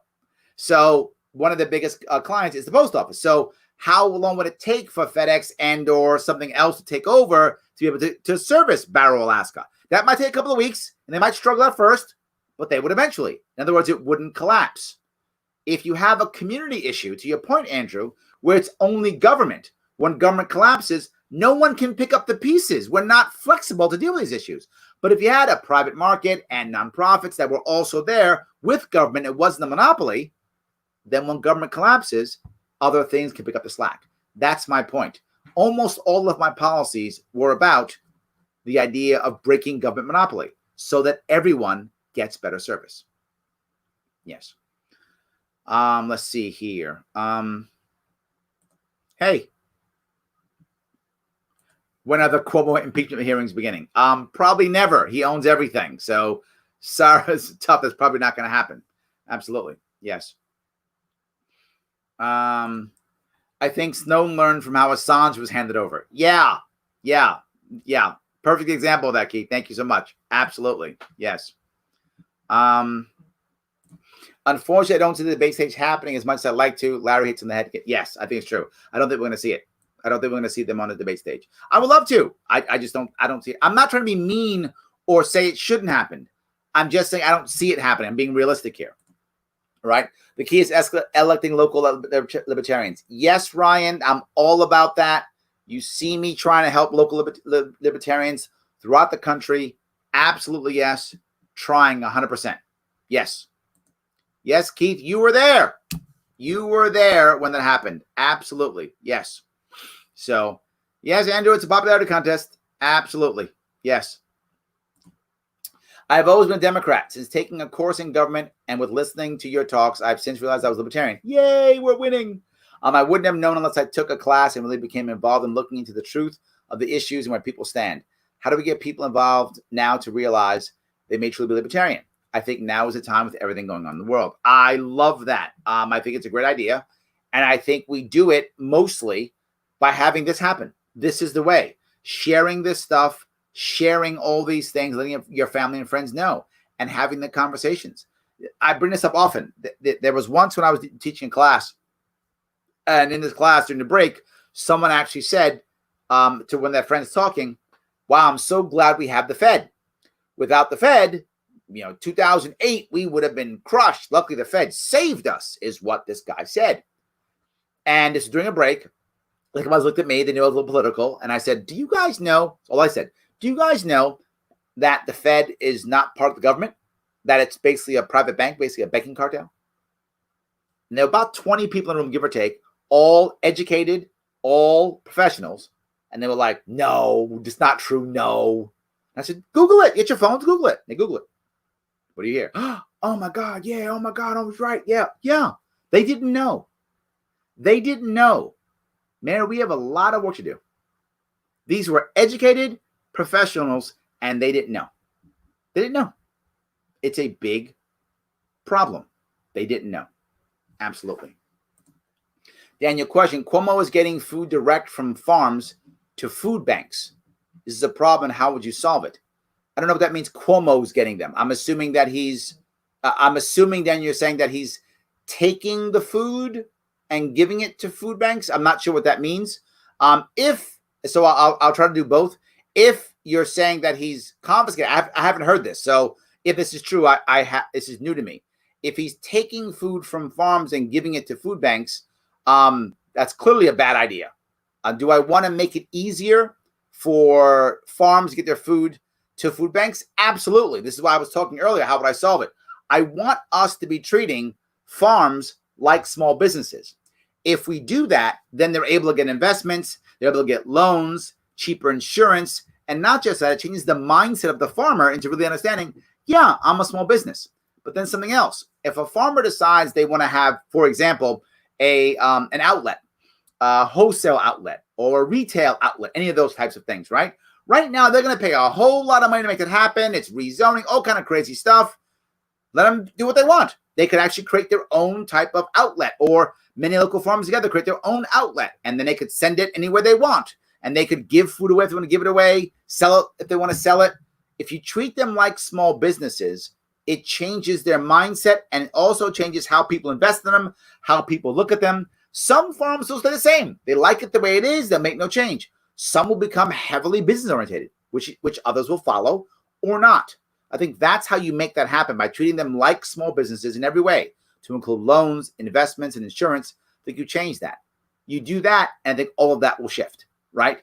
The issue is food banks are wonderful. I love food banks. But I want the individual communities to have more control of the local communities. Food banks might not be the best way to serve, right? I'm sure you know, Daniel, there are a lot of rules on food banks, what they can keep, what they can't keep. A lot of food banks throw away a lot of donated food because it doesn't fit what they need and what they want. There's not good communication between food banks and people who give. So you want to be able to make it to a point where they get what they need, they throw out less, and it's more effective. And maybe that food bank should be in a separate food bank. Maybe it should be a store. Maybe it should be a grocery store that's just very inexpensive, right? In certain areas of upstate New York, you have that, and that's fine too. Maybe it should be in a local church or local VFW. I'm okay with that idea also.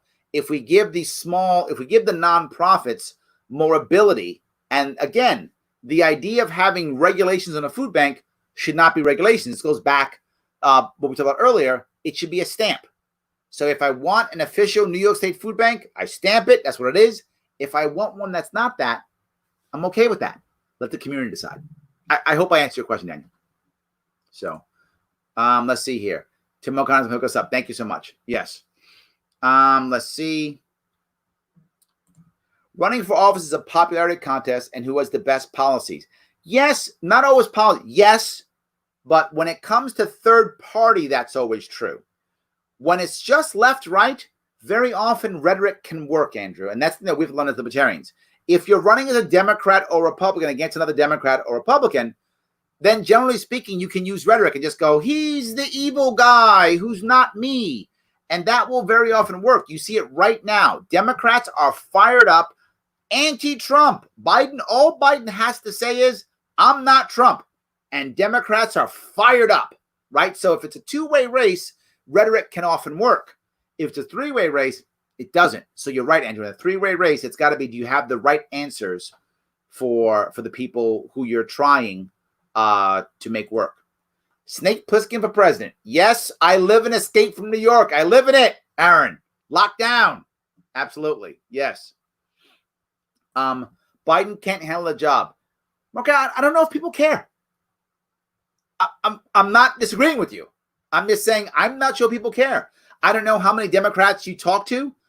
Many Democrats that I talk to, they just want anybody but Trump. Biden's a placeholder. It could be anybody. They're not concerned on whether Biden can do the job or not. It's not whatever. Okay. It's a placeholder. So you might be right. I'm not saying you're wrong at all. Just saying I think most people who are Democrats who are voting, a big chunk of them at least, don't care.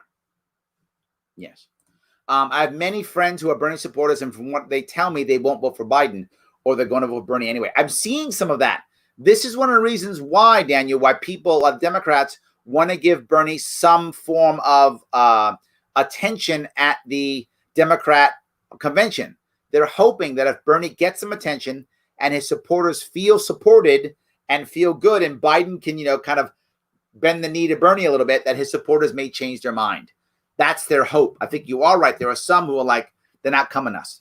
But guys, if you haven't seen it already, if you have Bernie supporters who don't want to vote for Biden, go to my YouTube page, The Sharpe Way or Larry Sharpe Libertarian, and look for Can't Feel the Burn. Maybe it's not sharp enough. I did 4 different sessions on getting the Bernie answers with libertarian solutions. It's 6 hours of content broken up into 4 different pieces. Please let them watch it. They will love it. I showed them how to get Bernie stuff without the socialism.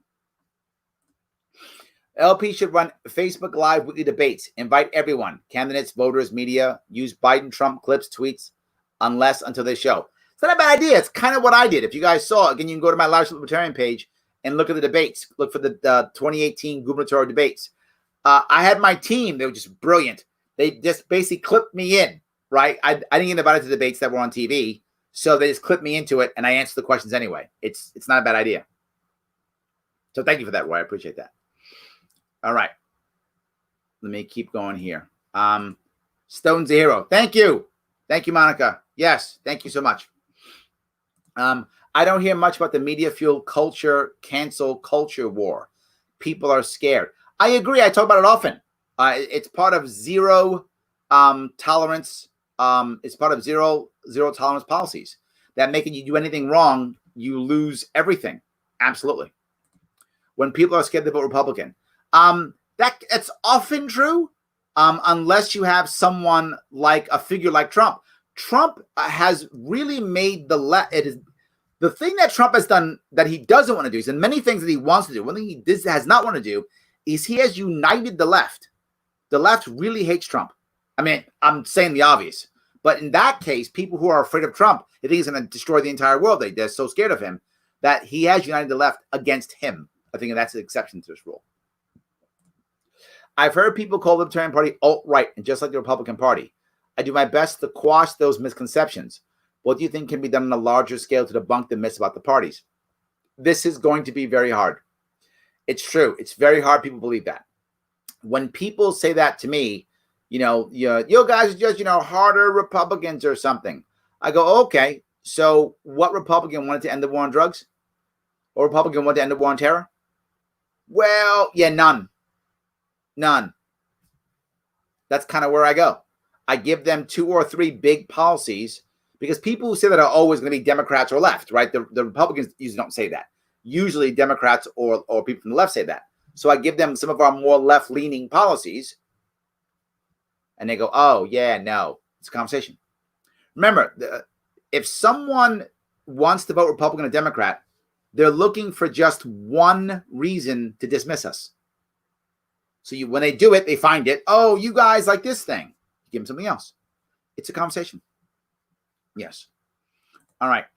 See if I can find this one. I think the future war will be fought in cyberspace. Absolutely. I completely agree with that. And this is the idea. Mary, I brought this up before when I was talking about policies in general, right? The way to protect this, and if anyone's in cybersecurity, you know this to be true, is to not have centralized control. Because we found that when it came to our grid collapsing, it was 2003 was the big blackout. I think it was 2003. The big blackout we had in the East Coast, right? One thing goes down, it all goes down. We need diversity and decentralization in everything we do, to include cyberspace. So that if the Russians or Chinese or Iranians or whoever decides to hack us, they don't want to hack the one mainframe that has all the information for the entire country. That's a terrible idea. Multiple different pieces and things begin to change. Exactly right. Decentralization is also defense, which is why if I were to have a defense, if I were to run a defense, the first thing I would focus on is only really three important pieces to defense. Three important pieces, maybe a fourth in theory, but three. One, we have to have a nuclear deterrent, right? We don't want people to be able to nuke us. We want the MAD, mutually assured destruction.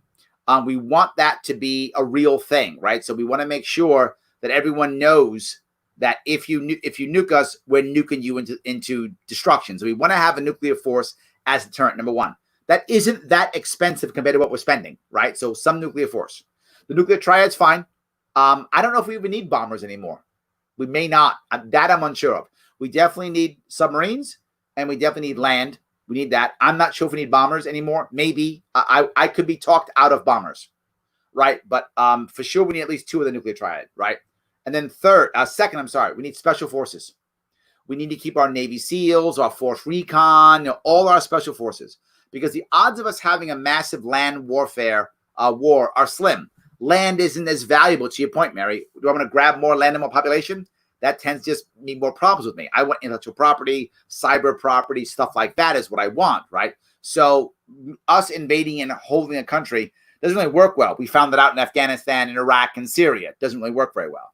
So the odds of us doing that are slim. However, there will be players who will try to do things that will hurt us. There will be Osama bin Ladens of the world, and those types of things. That's why we need our Navy SEALs, our Rangers. We need our Force Recon. Those types where we can send them in, get who we need to get, and get them out. That's how we stop people from doing that. We go in, get rid of them, get out. Get rid of leadership. That ends it. Someone has to know that if I decide to do something crazy like that, I'm done, right? Because whatever, 82nd Airborne is going to come landing or whatever and take me out or whatever the case may be. Navy SEALs come in and get rid of me. That's what we need. That's the second piece. Third piece, your point, cyber. And we're not good at this. We need cyber defense, but more importantly, it's going to sound crazy. We need cyber offense. We also need a mutually assured destruction for cyber. Yes, we need to have a system to where if we want to, we can trash an entire nation's grid, energy, everything. Click, gone. We have to have that. Why? They won't do it to us. It's the same thing. Absolutely. And that's how we punish. So let's say the Iranians decide to, shut down the grid on the East Coast or whatever the thing they decide to do. Great. Shut your entire economy down for 6 months. Good luck with that. Cyber. So you're totally correct. Those are three pieces. I would consider biological also maybe. So that's more, I'm open to the fourth. But those three, that's all we need. Tight, strong. Those three, we can protect our country for at least the next 50 years, not 100. Just those three. That's all we need.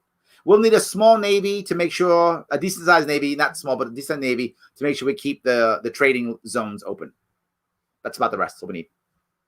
Good. All right. Are we going to have a big tax increase next year in New York State? Ryan, how can we not?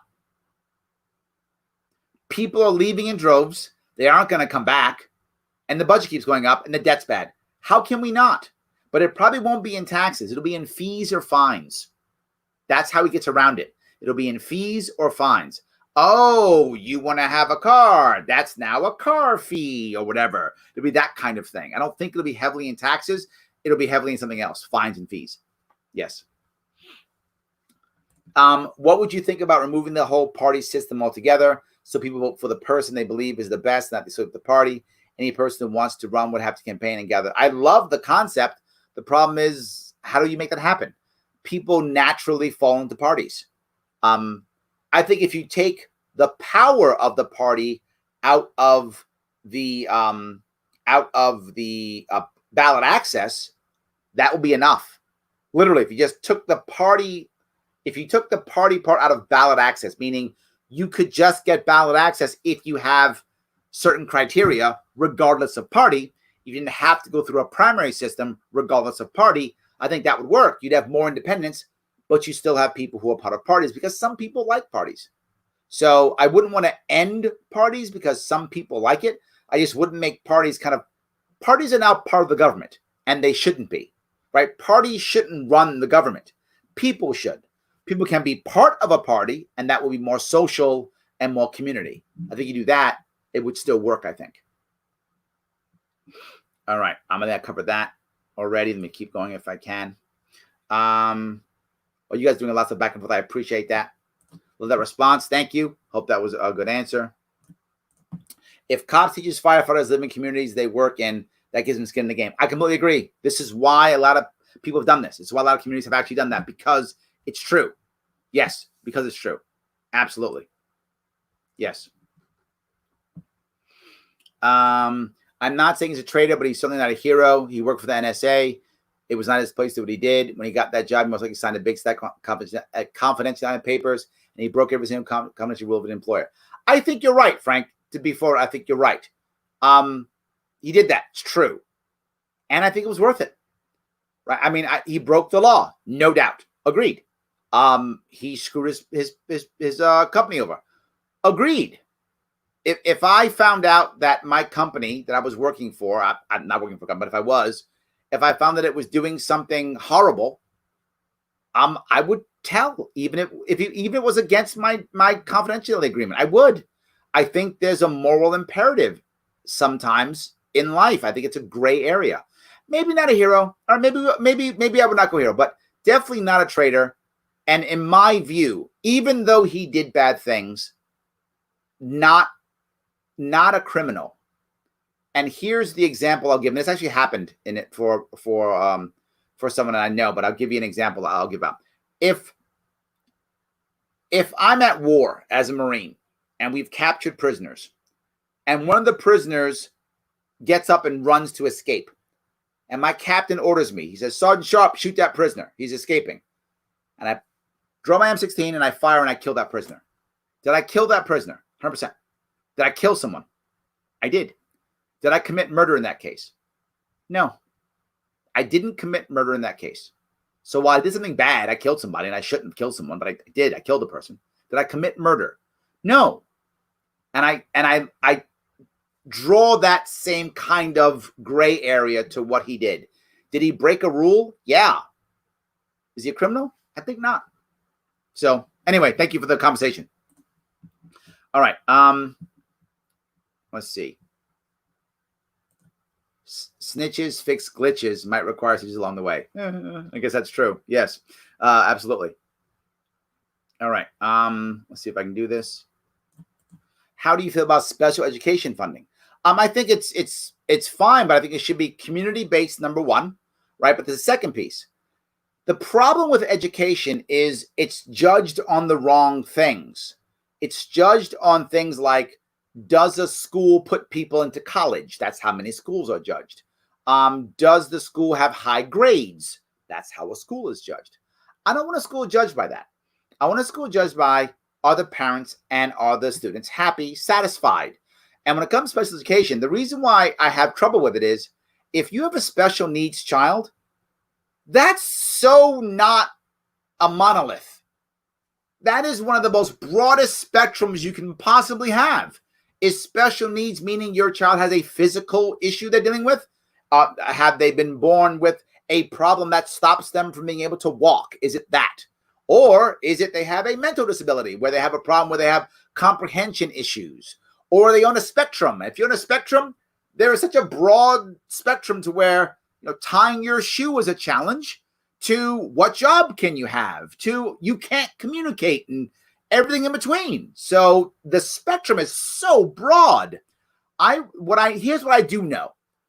Regardless of what your special needs kid needs, no matter what those needs are, what you want as a loved one of someone who has special needs is for them to get better.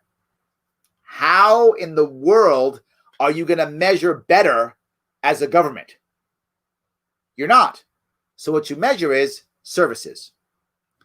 Let's put this kid in box A, box B, box C, check off services and go, we win.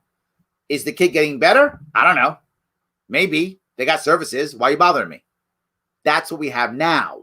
We have to make it to where the parents go, my child or my loved one is getting better. I'm good. For my kid, that's being able in a year to tie their shoe on their own and get dressed. For that kid, that might be awesome. For the next kid, that's not enough. We need more for the next kid. It's all different. So literally, I'm saying we go through individual school districts and we literally have a review system. Literally, are the parents happy? Are they satisfied? Do their kids, at certain point, depending upon where your special needs kid or loved one is, many, not all, but many hit a point where they're not going to get any better. And that's hard for many people to understand and to accept. But if you're a special needs person in your life, you know that at one point, that's what happens. They're not getting any better. It's just how long can you maintain their quality of life? And if it starts to deteriorate, how long can you hold on to that, right? And at that point, the parent or the loved one has to go, all right, am I satisfied with how that's happening? This is what we have to worry about, Bernard. I wish it was an easy answer. There isn't. I want funding too. Why not? Of course. Special needs people are still people. Of course, I want to help them as I would help anybody else. But I think when it comes to something that broad, and it's super broad, I mean, you have to have a better system. So, yes, the system is a mess. Absolutely. Yes. 2020 budget for New York City Department of Education, $34 billion. That means, generally speaking, double that for the rest of the state. New York City tends to be about half of our budget for the state. So if 34 billion is for New York City, probably add another 30 billion or so for the rest of the state. So it's over 60 billion now. Thank you, Brittany. Yeah, I'm sure it's over 60 now. Yes. Abolish Department of Education. All right. Here's what I'm going to go with that one. I'm going to copy the same thing you've heard me say before. I don't want to abolish it. All I want to do is take away all the teeth of it. What does that mean? The Department of Education should give no money out, should force nobody to do anything. It should simply be what it was back before 1980, which was a repository for information. That's it. That's what it should be. You're going to try something new, Christine? This new idea? You know where you test it? DOE. Test it there. Test it there with people there. Whatever, test it there. Get this information. You know what? If local school districts are going to buy that program or buy those books, they can buy them from the DOE. Love it. Voluntarily. They got the idea. You need it. Grab it. To Bernard's point, you got some special needs kids that you don't know how to handle in your local area. This is new for your school district. I got it. Call up the DOE. What you got? How much is that going to cost? Let's buy that. Make it that way. They have no teeth. They are a repository for information. And as always, also allow the nonprofit sector to compete with it and the private sector to compete with it. So I have 3 different tracks. I pick the one I want. The DOE either becomes better or goes away because it can't get funded. Either way, I win. No worries. If the DOE gets good, that where local school districts are buying products and services from the DOE because they're that good, then DOE exists. I love it. If the other ones are better, DOE has to get better or it doesn't get funded. It goes away. So I don't have a problem with it existing, letting it go away with competition if required, or get better. And if you choose to purchase from the DOE, you should be able to. Again, to Bernard's point, there's going to be places in local communities who may come up with kids who have certain disabilities they don't know how to handle. Okay, this kid's got this. I don't know how to handle this. What do I do? Call DOE. Do you have something? Yes, we have a massive repository of information to include this issue. Awesome. Help us. How much is that going to cost me? Boom. There we go. So that you can do it that way. Yes. All right. We should all become corporations so we can receive that welfare. I love that idea. I'm actually like 3, so I get it. I'm more than 1. I'm with you, brother. I'm already with you. Yes. Thank you. Our state of New York is very wonky. Yes, it is. Absolutely. All right. BOCES and vocation training after 10th grade would set so many kids up for a brighter future. Yes, that's what I talked about, right? Trade schools, but not trade schools, prep schools, right? Or go right to college. All good. Absolutely. 100%. All right. Let's see. I meant to say, think of new education like roads and potholes. so much money and what do we get? Yes, I get that completely. Yes, absolutely. I literally saw a 2024 for POTUS billboard in Albany the other day. Yes. People, this is the part that drives many people crazy in New York and outside New York. Why do so many New Yorkers still love Cuomo? We have Stockholm Syndrome. He's destroyed our state for 10 years on. 10 years straight, trashed our state. And somehow we're like, yay, Cuomo. He put us in cages, we're equivalent in our own cells for, 3 months, 4 months now? And we're like, yay, put us in our cages. Thank you. It's hard to believe. But people do love it. They absolutely love it. Yes. But Larry, New York State's going to bounce back like a football. Yes, Tim, thank you. I love that. That's what he said. Not going to happen. I think you know that. We are in trouble. Yes, we are in trouble. Do you think taking the abortion out of politics and leaving the decision to the doctor and patients is a good idea? The problem with I've discussed how I think we can fix abortion many ways. I've discussed it many times. The problem is abortion is one of those issues, like immigration, that politicians don't want to fix. It's a wedge issue, right? You can just go, I'm pro-life, I'm pro-choice. And people go, boom, there we go. That's who you are. You're my guy. Other guy's evil. Done. It's a great wedge issue. I can be a terrible person, a terrible politician, but either be pro-choice or pro-life, and I will get a bunch of votes just by that. It's an amazing wedge issue. I love if we just actually talked about a more important issue, which is how do we make less abortions? If it wasn't whether abortion's right or wrong, which for many people, that is a serious issue.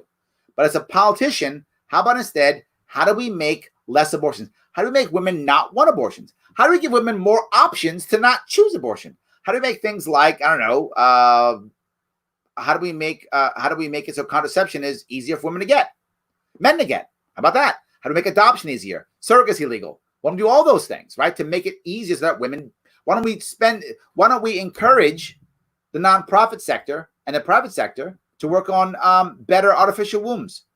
Yes, I said it, artificial wombs, to where once a baby's at a certain point, you can pull the baby out and put them in the artificial womb and they can still be a viable baby and live on their own. And the mom doesn't have to have the baby and can walk away if she wants to. And the life still is there. There's lots of ways we can work on this. None of them are happening because they don't want to fix the problem. They want to make sure I'm pro-life or I'm pro-choice. And I'll do nothing about either. I'll literally do nothing about either. I'll just say it and you'll be fooled into voting for me. I'm actually trying to make less abortions without forcing women to make decisions about their body. I can do both. It can be done, but people don't want to. Thank you. I hope that they do agree with that at all. Yes. All right. Every election, whether it's POTUS, senator, governor, etc., is a popularity contest. Yes, and a policy contest. Absolutely. Yes, absolutely. We need you in national politics. But yes, maybe 2024. We'll see. We'll see. Maybe we will. Did Candace Owens ever get back to you? No, I didn't think she would. Candace Owens gets like millions and millions of views. I get tens of thousands, which is still great. I love that I get tens of thousands of views. That's amazing. But she gets millions. The odds of her wanting to talk to me are slim.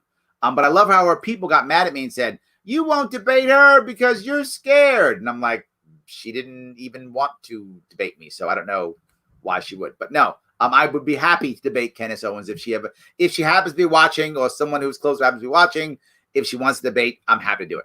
Absolutely, yes. If you could, would you end the Fed?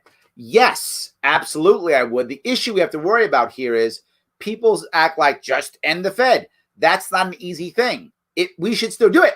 Yes, we should do it. Yes, absolutely. The issue is, it's a challenge because what do we do with our money, right? And we'd have to have a plan. If we end the Fed, we then have to say, okay, then who will control our money? Will there be only one form of money? Will there be multiple forms of money? How will we decide to pay our bills? Will the government, even if it allows other forms of money, will it only accept payment in US dollars? Will it accept it in something else? Will there be a US cryptocurrency? Blah, blah, blah, blah, blah, right? And I don't know the answers to all those questions, but we have to have them all, right? We have to know how we make that happen. Remember, most Americans will still want to use dollars. It's their culture. It is their norm, their habit. So then how do we handle the US dollar if there is no Fed? And there are absolute answers to it, tons of them. And we'd have to have those answers and say, okay, here's how the dollar works. Do we accept cryptocurrencies? If we do, how and when? Which ones? Is there an exchange for them or not? Again, all of these things can absolutely be answered. We simply have to have those answers before we end the Fed. And that transition might take years. It might take months. It depends upon what the transition is. But absolutely, I want to end the Fed. We should end the Fed. Most Americans don't even know what it is. So if they let them know what it is first, then have a plan to end the Fed. My gut tells me it's a couple of years, David. That's what my gut tells me, but I might be wrong. It might be shorter or even longer. Again, how do we get Americans to handle that transition, to understand it? And then what are the forms? Right? If the government wants to say, for example, the Fed's gone, but we will still only take dollars, right? So you can trade whatever money you want to trade in. That's up to you. But when you pay your taxes, you must pay them in dollars. That type of system I'd be fine with, right? That you can do whatever you want, but whenever you pay your taxes, you got to translate into dollars. Translate. It's not how you do, right? You got to transfer them to dollars, and then you go ahead, exchange them in dollars, and then give those dollars over to the government. That's fine too, or something like that, right? And you back it towards something, whatever that thing is, and we keep moving. So again, yes, not like that. There has to be a transition. You don't want to trash our economy and shock the American system, right? Our economy doesn't just run on the idea of economics. It also runs on the idea of, does the American consumer feel confident? Does the American consumer feel good using money, right? So whatever we do, it has to be clear. The American populace goes, here is how it works. And they go, oh, okay, good. I get that. And they move on. So,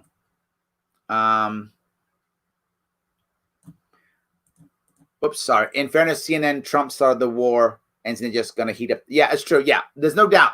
Look, Trump started the war fighting CNN. There's no question. CNN was not that bad on Trump initially. They were as bad as anybody else. They weren't that bad. MSNBC was far worse on Trump before Trump won. After Trump won, he hammered CNN, and CNN hammered back. CNN jumped on it, and their ratings are working. They're not unhappy that they're anti-Trump. They're loving being anti-Trump. Their ratings are great, Andrew. They're not unhappy about that at all. Yes. Howdy, Larry. Firearms are part of our culture in the North Country region, of course. Would stressing this cultural importance to our legislators help in the effort to repeal firearms legislation?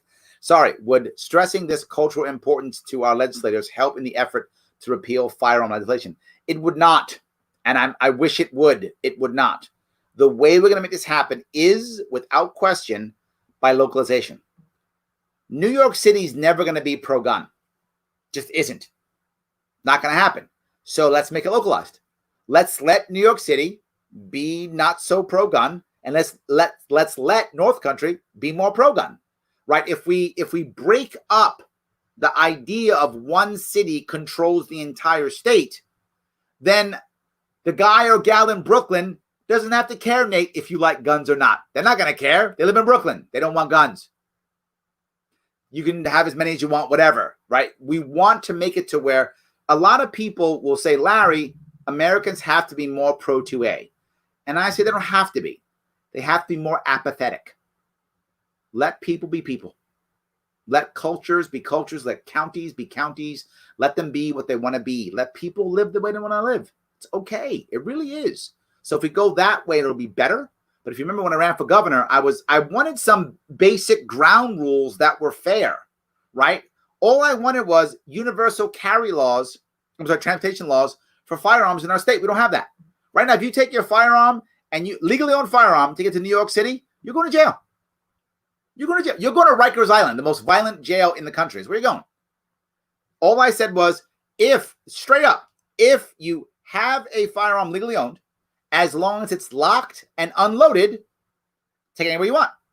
But to do that, you've got to add one more thing. In New York State, loaded means, I'm not joking you guys who aren't in New York State, loaded in New York State means the ammunition is in the vicinity of the firearm. I'm not joking. So I got my firearm on that table, and the table over there is a box of ammo.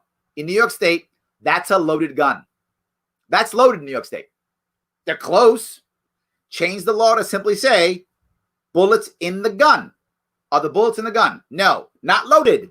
Are there bullets in the gun? Yes, loaded. That's it. And I have to make that change because that's not how New York State law works. Do that, right? But another piece, in New York State, I have to make it legal and okay that if you draw your firearm in an attempt to stop a crime, that in itself should not be a crime. Sadly, in New York State, it is. So Nate, if you're out there and some guy's trying to stab you, and I draw my firearm and I say, don't stab Nate. If he stabs you, him and I are both going to jail. If he doesn't stab you, only I'm going to jail. That's how New York State works. So let's change that law too. So I think discussing the way I discussed it, even people in New York City go, oh yeah, that's stupid. Yeah, it kind of is. Yeah. And the more I tell people who are anti-gun, and I tell them this, they go, oh, wow, that doesn't make sense. You're right. We should change that law. So I've gotten lots of people who are Democrats to go, you're right. That's unfair. Yeah. So I talk about the unfairness of it. And again, most people on the left are concerned about fairness. When I talk about how unfair these things are, they begin to turn. They go, you know what? You're right. Why do I care about these guys in North Country? You know what? I shouldn't. You're right, man. You live in Brooklyn. Why do you care? Let them have what they want. You be you. They can be them. And we can all be happy. And they go, yeah, you know, you're right. And that's how we turn this, Nate, by talking that way. And you'll turn a lot of people, okay, yeah, it's fine. Hope that answers your question. Good. United States Post Office went under years ago. Yeah, I know. It's true. But they're getting better. They did get better. And most of them got better because of the other ones supporting them. That's what actually wound up happening. Yes. So, all right. Any weigh in on who should be LNC chair? Not really. As most of you noticed, I tend to not care much about LP National much. I hardly ever talk about it. It isn't that important to me. LP National never does what I ask of them. So, you know, that's kind of how it works. 2016, I told them, don't pick well, pick me. They didn't listen. 2017, I said, get rid of RM4. They didn't. 2018, I had a different person in mind. They didn't do it. 2020, I wanted to run with Gray. They didn't do it. They don't do what I say. They don't do what I ask. So I tend to just go, whatevs. So I'm not that concerned. I don't know why people would want my endorsement in general. At national, it never works. National does not care about me at all. My endorsement never works in national. If I endorse you in national, odds are you lose. So you probably don't want my endorsement. It doesn't seem to work well. So, yes. Larry, would libertarians have gained more ground by joining and taking over Republican Party like the socialists have been doing to the Democratic Party? No, and that's not actually true. Obviously not. The libertarians in the Republican Party, Justin Amash, Mike Lee is libertarian leaning, Rand Paul, liberty leaning, right? Thomas Massey, liberty leaning. They tend to get dismissed. They tend to get pushed out. It's one reason why Amash left. They tend to get pushed out. They don't. So it hasn't worked in the Republican Party at all. That also hasn't happened in the Democratic Party either. If you know, the DSA is kind of a separate entity within the Democratic Party. It's got 1 foot in and kind of 1 foot out. They're ready to jump out if they have to. The Green Party in New York State, not all states, is separate. The most far-leaning left people in New York State tend to be the Green Party in our state, and they're separate from the Democratic Party. So I'm not sure that's true. And if the socialists have taken over the Democratic Party, then Bernie would be their nominee. So I don't think that's true. There's a lot of socialist rhetoric in the Democratic Party, but the real socialists have not taken over the Democratic Party. If they had, Bernie would be their nominee. Would have been a nominee in 2016. He's not 16 or 2020, right? Establishment won in Democratic Party both times. I mean, Hillary Clinton is establishment, and so is Biden. So I'm not sure it's worked. The only way you can take over a party in any way, shape, or form like that is to be someone like Trump, who already has a massive, and he had a massive presence. He was famous, before he even walked in that door, right? To do it, you'd have to be someone who's famous, like, I don't know, again, a Kim Kardashian or a Kanye West or someone like that, maybe who's super popular. Otherwise, it's not. It really can't happen. So the answer is no, and I'm not sure it's even true. Popularity contest. So, all right. See if I can keep going that. I'll grab a couple more if I could. Why? Oh yeah, I love you guys going back and forth a lot. Yes, thank you so much. Well, a Ben Shapiro debate would be really entertaining. Sure, if he wants to debate me, but again, Ben Shapiro also far more popular than I am. I don't know why he'd want to do it, but if you want to, I'm happy. If you know someone, Ben Shapiro, if you or your people are watching, I'm happy to have a debate. No worries. Absolutely. I just don't know why they would do that. It doesn't make much sense. They're far bigger. They're far bigger than I am in that regard. So, the Republicans want our votes. They don't want us running. That's true. Thank you, David. That is exactly true. The Republicans do want our votes. They don't want us running. And I saw that when I ran in New York. The people who beat me up more than anybody were Republicans. They beat me up more than anybody. Democrats did the polling and went, oh, Larry's polling at about, and depending upon who you talk to, and depending on what time it was, I was polling somewhere between 6 and 11% is where I was polling. And my height was 11%, and my low was around 6% where I was polling. And when the Republicans saw that, when Democrats saw that, they said, oh, we won. He's no threat. And they basically ignored me for my entire campaign. They didn't get mad at me. They just ignored me, whatever. He's not going to affect us. They knew the Republican couldn't win. So they were like, okay, whatever. They walked away. Republicans thought, that's way too much. He's going to make us look bad. And the attacks began. So Republicans did not like that. And that's when the attacks came. The attacks came. They hammered me on blatantly made up stuff. But it didn't work. That's the funny part. Some of you may not know this. The attacks, the lies they put up against me actually did not work. Being a third party, they said things like Larry's a Cuomo plant, and Larry, doesn't own a gun, so he hates guns, or Larry hates law enforcement. Even though my father was in law enforcement, but anyway, they would say that stuff. So people who are hardcore Republicans usually went, see, knew it, and they walked away. Those people weren't going to vote for me anyway. They liked my thought, but some people looked at it and went, oh, really? Who's this Larry Sharpe guy? Then they looked me up and said, I like this guy. And how do I know that? They showed up at my events. And they literally told me that. They were like, yeah, I saw this thing about you being Cuomo plant, but then when I looked you up, I liked you. So I came and I came to show up. And they showed up and they voted. So it actually, the numbers weren't going down from the bad attacks because I was gaining enough momentum that it was overcoming those who were leaving. When the Republicans figured that one out, they went, okay, this isn't going to work. And then they put out a bogus poll about 3 weeks before the election, which said, which said that the Republican is gaining steam, which was a blatant lie, but Republicans bought it. And so did Democrats. That was the nail that trashed me. That was the worst thing they could have done. I didn't have enough money to put out a counter poll to counter that. Polls cost $40,000. I didn't have it, so I couldn't counter the poll.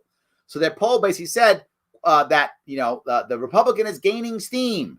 So Democrats who were thinking about voting for me saying, look, I like Larry, so I'll vote for him, even though they know Cuomo was going to win, went, whoa, I can't vote Larry because I can't have Republican win because they were Democrats and they hate Republicans. And Republicans said, what? My guy could win? And they went Republican. So I got hammered the most because of that poll. And people literally told me that. Like I would go to events. I crossed the state again the next year after. The year after I crossed the state again. And people came to my events and apologized. And went, Larry, the poll, I was scared. I heard he was gaining ground. I couldn't do it. I know. I wasn't mad. And when I would say everyone knows someone who said that, they'd go, yeah. I lost at least 2 to 3% of the vote just because of that poll. That poll was devastating for me. But the attacks weren't that bad. I was actually happy. They gave me more. They actually gave me more. They actually gave me more popularity from that. So it was good. Yes. If Larry can fix New York, it'll go a long way towards America's repair. Absolutely, 100%. I love that idea. All right, guys, I want to say thank you so much for this evening. I hope I gave you a bunch of cool information. Please do me a favor, as always. Like, share, comment. Go to Twitter right now. Click the follow on Twitter. It matters. Every little bit. A lot of you aren't doing it. Please go do it. Head over to the Sharpe Way Facebook page. Follow me there. It does matter on the Sharpe Way. Head on over to YouTube. Click on that, subscribe. It does matter. Every one of those subscriptions matter Please go do that. If you've got some cash, go to patreon.com/sharpeway.